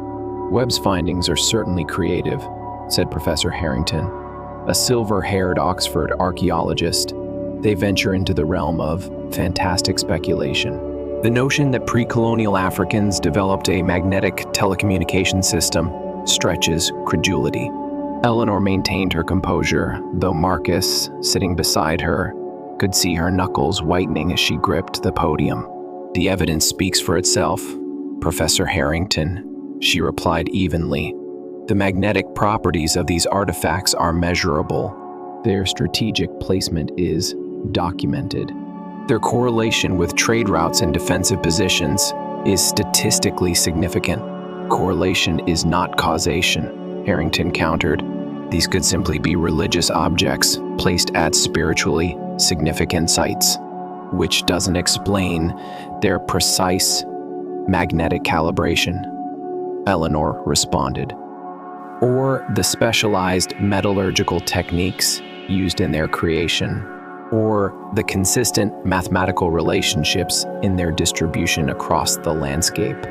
From the back of the room, Dr. Nkosi stood up. Perhaps Professor Harrington finds it difficult to accept that Africans developed sophisticated technologies independently of European influence. This would not be the first time Western academia has underestimated African scientific achievements. The room fell silent, the tension palpable. This isn't about continental pride, Eleanor added. It's about evidence. We've submitted our findings for peer review. All our data is available for independent verification. If someone has an alternative explanation that accounts for all the observed phenomena, I'm eager to hear it. No one offered an alternative. Back in Zimbabwe, their work continued despite the controversy, or perhaps energized by it. With funding from the National Museums and Monuments of Zimbabwe and several international research grants, they expanded their search for additional components of the ancient network. In a particularly exciting development, they discovered a hidden chamber beneath one of the smaller enclosures at Great Zimbabwe. Accessing it required careful archaeological techniques to avoid damaging the structural integrity of the ruins. "It's like they intentionally concealed this," Marcus said, as they slowly removed centuries of packed earth from the narrow entrance. When they finally gained access, their headlamps illuminated a small, circular room. In the center stood a stone table, and on it lay an array of objects, miniature bird figures, the stone cylinder they had come to call a magnetometer, iron tools of unknown purpose, and most intriguingly, a detailed stone map. "It's a control center," Eleanor whispered, her voice echoing slightly in the confined space. The map, carved into a flat slab of granite, showed the region around Great Zimbabwe. Small depressions in the stone corresponded to the locations where they had found evidence of signal stations. In some of these depressions, tiny metal pins were still embedded. "Look at this," Dr. Nkosi said, pointing to markings that radiated across the map. "These match known geomagnetic flux lines. They mapped the Earth's magnetic field with extraordinary precision." Tafadzwa was examining the miniature bird figures. "These are different from the larger ones, more detailed in some ways, simplified in others. Training models," Eleanor suggested. This was a place where they taught others how to use the system. Marcus had moved to the wall of the chamber, where faint etchings were visible in the stone. "There's writing here." The script was unlike any they had seen before, not the Arabic that later appeared in the region through trade, nor any known indigenous writing system. "Another mystery to solve," Eleanor said, carefully photographing the inscriptions. The discovery of the control chamber provided the physical evidence they needed to silence many of their critics. The precisely carved map, with its accurate representation of geomagnetic features, could not be explained away as coincidence or misinterpretation. "This changes our understanding not just of Great Zimbabwe," Eleanor told a packed press conference in Harare, "but of the history of science itself. What we're seeing here is evidence of a sophisticated understanding of geomagnetism that predates similar knowledge in Europe or Asia by centuries. The people of Great Zimbabwe," Marcus added, "developed a system that allowed them to navigate with precision, locate valuable resources, and communicate across vast distances. This technology helped create one of Africa's most successful pre-colonial states and facilitated a trading network that reached as far as China." Dr. Zikode, who had initially been cautious about their claims, now stood firmly behind the research. "This discovery belongs to the people of Zimbabwe and to all Africans. It demonstrates that scientific innovation has never been the exclusive domain of any one culture or continent." Gogo Sibanda, who had become a regular visitor to their research station, nodded in approval as Mr. Mushor translated the proceedings for her. The knowledge her family had preserved for generations was finally being recognized by the wider world. 1 year later, Eleanor stood before a new exhibit at the Great Zimbabwe Museum. Behind glass cases, the soapstone birds were displayed alongside interactive models demonstrating how the ancient magnetic navigation and communication system had worked. A holographic display showed how the network of signal stations had covered the territory of Great Zimbabwe, with animated pulses representing how messages might have traveled across the system. Another section explained the metallurgical techniques that had been used to create the magnetically sensitive components. "It's beautiful," Marcus said, joining her. "Worth all the arguments and skepticism. The work is just beginning," Eleanor replied. "We've only scratched the surface of understanding how this technology developed and evolved." They had recently secured funding for an ambitious project to reconstruct a working model of the entire system, combining archaeological evidence with traditional knowledge that had survived through oral history. "Gogo Sabanda's niece is joining our team next month," Marcus told her. "She's been trained in both traditional knowledge and modern geophysics. Perfect combination for what we're trying to do." Eleanor nodded, pleased. That's exactly what this project needs, bringing together different ways of knowing. As visitors moved through the exhibit, Eleanor overheard a young Zimbabwean girl ask her father, "Did our ancestors really invent all this?" "Yes," the father replied proudly. "They were scientists and engineers, long before Europeans came to our shores." Eleanor smiled to herself. Beyond the archaeological significance, beyond the academic papers and scientific recognition, this was perhaps the most important outcome of their work restoring knowledge that had been obscured by colonialism and reconnecting people with their technological heritage. In the years that followed, the Zimbabwe Bird Navigation System, as it came to be known, inspired a renaissance in the study of ancient African technologies. Similar systems were discovered in other parts of the continent, suggesting that knowledge of geomagnetism and its applications had been more widespread than previously thought. Eleanor eventually returned to her university position in the United States, where she established a research center focused on re-examining archaeological evidence of pre-colonial technologies around the world. Marcus remained in Zimbabwe, becoming director of a new institute dedicated to integrating archaeological findings with indigenous knowledge systems. They continued to collaborate across continents, publishing groundbreaking papers that challenged Eurocentric narratives about the history of science and technology. Their work inspired a generation of young African archaeologists, engineers, and scientists to explore their cultural heritage through new lenses.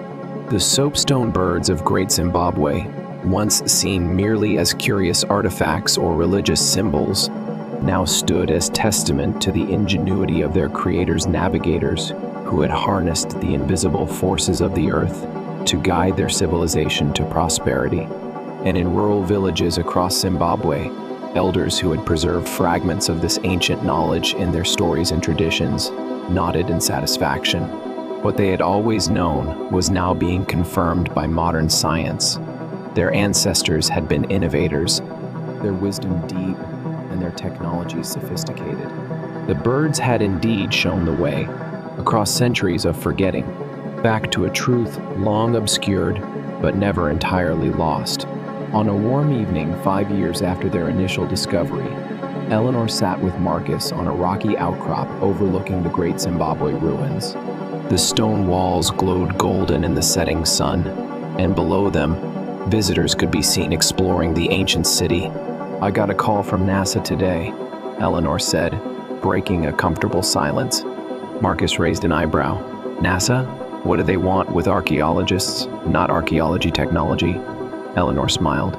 "They're interested in the Zimbabwe bird system as a model for developing navigation tools that don't rely on GPS or other modern technologies. Apparently, in some extreme environments, deep space, for instance, magnetic navigation systems might be more reliable than what we currently use." Marcus laughed. "So, technology from 1,000 years ago might help us explore other planets? That's quite a legacy." "It makes sense when you think about it," Eleanor replied. "The principles are sound. Earth's magnetic field is complex but predictable. If the people of Great Zimbabwe could map it with stone and iron, imagine what we could do with modern materials and understanding." Below them, lights came on around the perimeter of the great enclosure, illuminating the ancient walls against the deepening twilight. Within the enclosure, the Zimbabwe birds stood in their original positions, once again serving as guardians of knowledge not hidden now, but shared with the world. What's next for you? Marcus asked. Back to the States? Eleanor shook her head. Not yet. There's a site in Mozambique that shows similar magnetic anomalies to what we found here. And reports of stone birds in private collections that might have been looted from that region during the colonial era. The network extended that far? I think it went further than we've imagined, Eleanor said. Great Zimbabwe was the center of a trading empire that connected to the Indian Ocean and beyond. Their navigation system likely extended along those trade routes. Marcus nodded, considering this. I've been working with linguistic experts on those inscriptions from the control chamber. They think it might be a previously undocumented writing system, not just symbolic notation, but actual language. Another breakthrough waiting to happen. Eleanor smiled. As darkness fell and stars appeared above the ancient city, they sat in companionable silence, contemplating the knowledge that had been lost and found again, and all that remained to be discovered. The Zimbabwe birds had already revealed secrets beyond what either of them had imagined when they first uncovered that single soapstone figure years before. And somewhere in the night, it seemed almost possible to hear them, the whispered directions of the ancient navigators, carried on magnetic currents that had flowed unchanged for centuries, guiding those who knew how to listen across the vast landscapes of southern Africa. The birds were speaking still, for those with the wisdom to understand. Eleanor's work on the Zimbabwe bird navigation system continued to evolve in unexpected directions. During an expedition to the Mozambican coast, she and a small team discovered remnants of what appeared to be another node in the ancient network, this one situated near what would have been a major port during Great Zimbabwe's trading heyday. This changes our understanding of the system's reach, she told Marcus during their weekly video call. These coastal stations would have allowed ship captains to calibrate their navigational tools before setting out across the Indian Ocean, or to receive communications from inland, Marcus suggested. Imagine being able to tell ships what cargo was coming down from Great Zimbabwe before they even arrived. The coastal discovery led to collaboration with marine archaeologists who had been studying ancient Indian Ocean trade routes. Dr. Amara Patel, an expert in medieval Indian maritime history, joined their expanding research network. We found references in Gujarat merchant records to African traders who could speak with the stone's doctor, Patel told them during a conference in Maputo. It was assumed to be metaphorical or mythological, but in light of your discoveries. They were describing the magnetic communication system, Eleanor finished, excitement building. Do these records mention how far the African traders ventured? All the way to southern India, regularly, occasionally to China. Dr. Patel displayed a map showing Indian Ocean trade routes of the 12th to 15th centuries. The question is whether they brought their navigation technology with them, or if it was limited to African territories. The answer came from an unexpected source, a small bronze bird figure, stylistically similar to the Zimbabwe birds, but with distinct differences, was discovered during excavations of a medieval trading post near Calicut in southern India. It's a hybrid, Eleanor observed, examining photographs sent by Dr. Patel. The form is clearly influenced by the Zimbabwe birds, but the metalwork shows Indian techniques.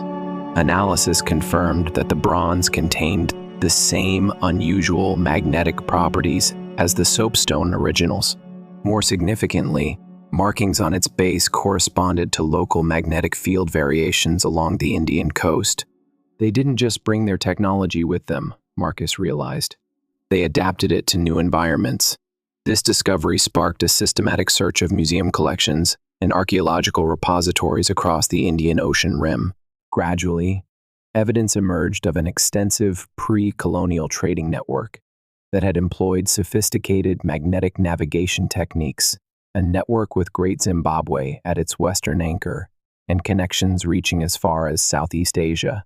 It was a truly international system, Eleanor told a UNESCO conference on cultural heritage. Knowledge flowed in multiple directions. The Zimbabwe birds represent the African origin of this technology, but it evolved through collaboration with other cultures around the Indian Ocean. Back at Great Zimbabwe, the research team made another breakthrough when they managed to partially decode the inscriptions found in the control chamber. Working with linguists and cryptographers, they determined that the script represented a specialized technical language used specifically for magnetic navigation. "It's not a general-purpose writing system," explained Dr. Nyasha Moyo, a linguist from the University of Zimbabwe. "Rather, it's a specialized notation system for recording magnetic variations, cardinal directions, and signal patterns." "A scientific notation," Marcus nodded. "Like mathematical symbols today, universal within the community that used them, regardless of what language they spoke otherwise." Dr. Moyo agreed. "Precisely, and remarkably sophisticated. These symbols don't just represent static information, they encode algorithms, step-by-step procedures for calibrating instruments, calculating positions, and interpreting signals." This finding reinforced what was becoming increasingly clear. The Zimbabwe bird navigation system hadn't been merely a collection of curious artifacts, but part of a comprehensive scientific tradition that had developed over centuries.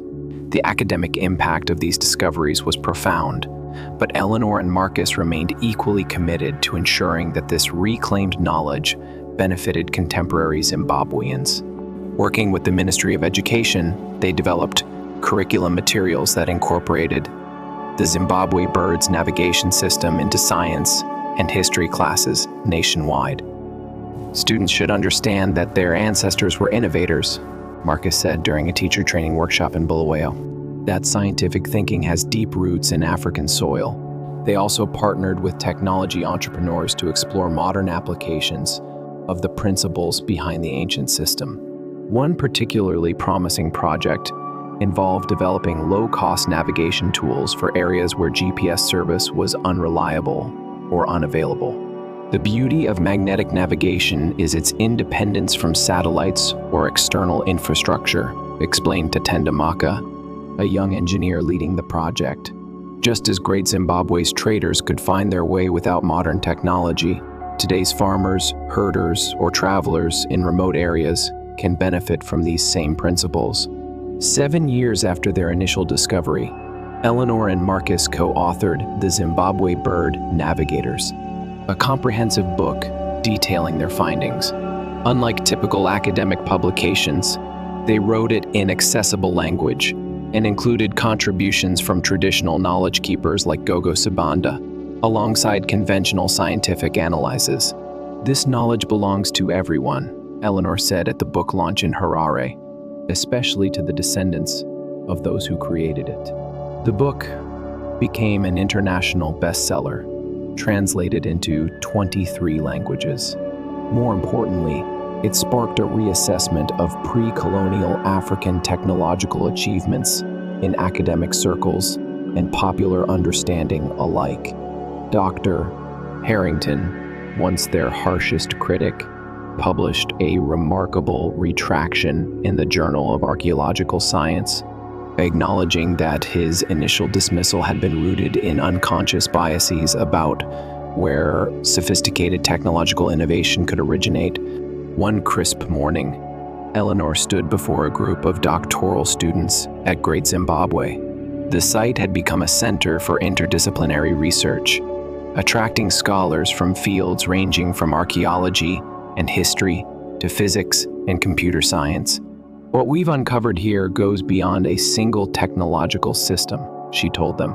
"It represents a different path of scientific development, one that integrated natural phenomena, practical needs, and cultural values rather than separating them." A student raised her hand. "Dr. Webb, how might history have been different if this knowledge hadn't been disrupted by colonization?" Eleanor considered the question carefully.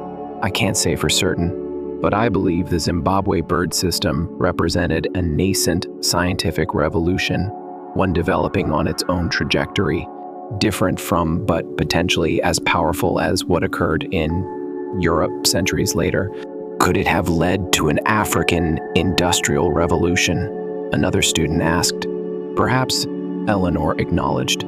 "Or perhaps something entirely different, a technological path that prioritized sustainability and integration with natural systems over exploitation and domination. We'll never know exactly what might have been, but understanding what was gives us more options for what could be in the future. As part of their ongoing research, Eleanor and Marcus organized an experimental archaeology project to reconstruct the entire communication network as it might have functioned at Great Zimbabwe's height. With permission from authorities, they positioned replica birds at key locations across Zimbabwe, Mozambique, and parts of South Africa. This isn't just about proving our theories, Marcus explained to the international team gathered for the experiment.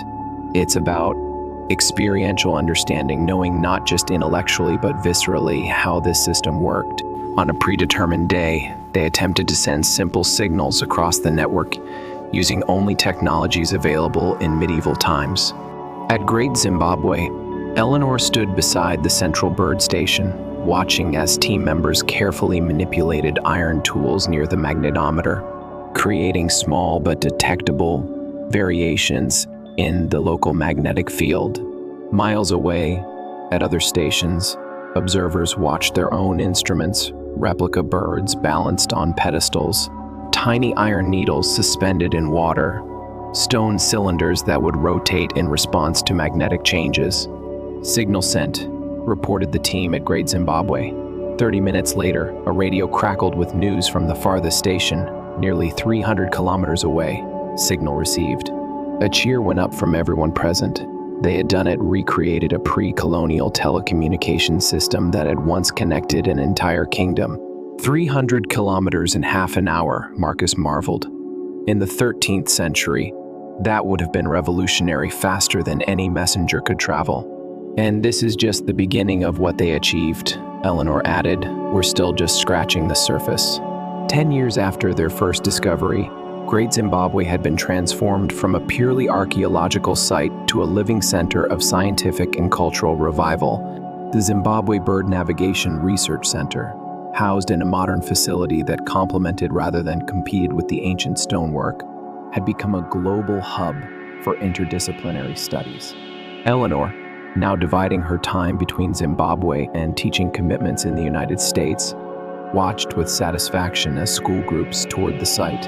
In the Great Enclosure, museum educators demonstrated how the bird system had worked using interactive models. Children's faces lit up with wonder as they realized the sophistication of their ancestors' achievements. This is what matters most, she told Marcus, as they observed from a distance.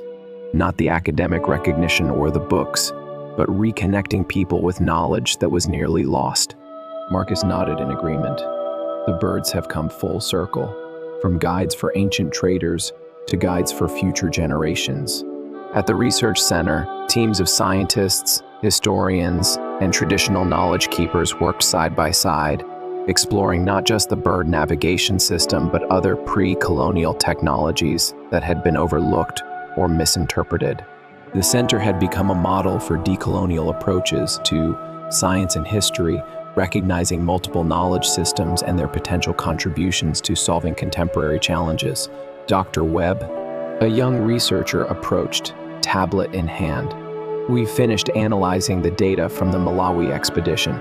It appears the network extended even further than we thought, all the way to the Great Lakes region. Eleanor smiled. So, the story continues to unfold. On the 20th anniversary of their discovery, a special ceremony was held at Great Zimbabwe. Dignitaries from across Africa and beyond gathered to celebrate what had become a symbol of African scientific heritage and its continuing relevance.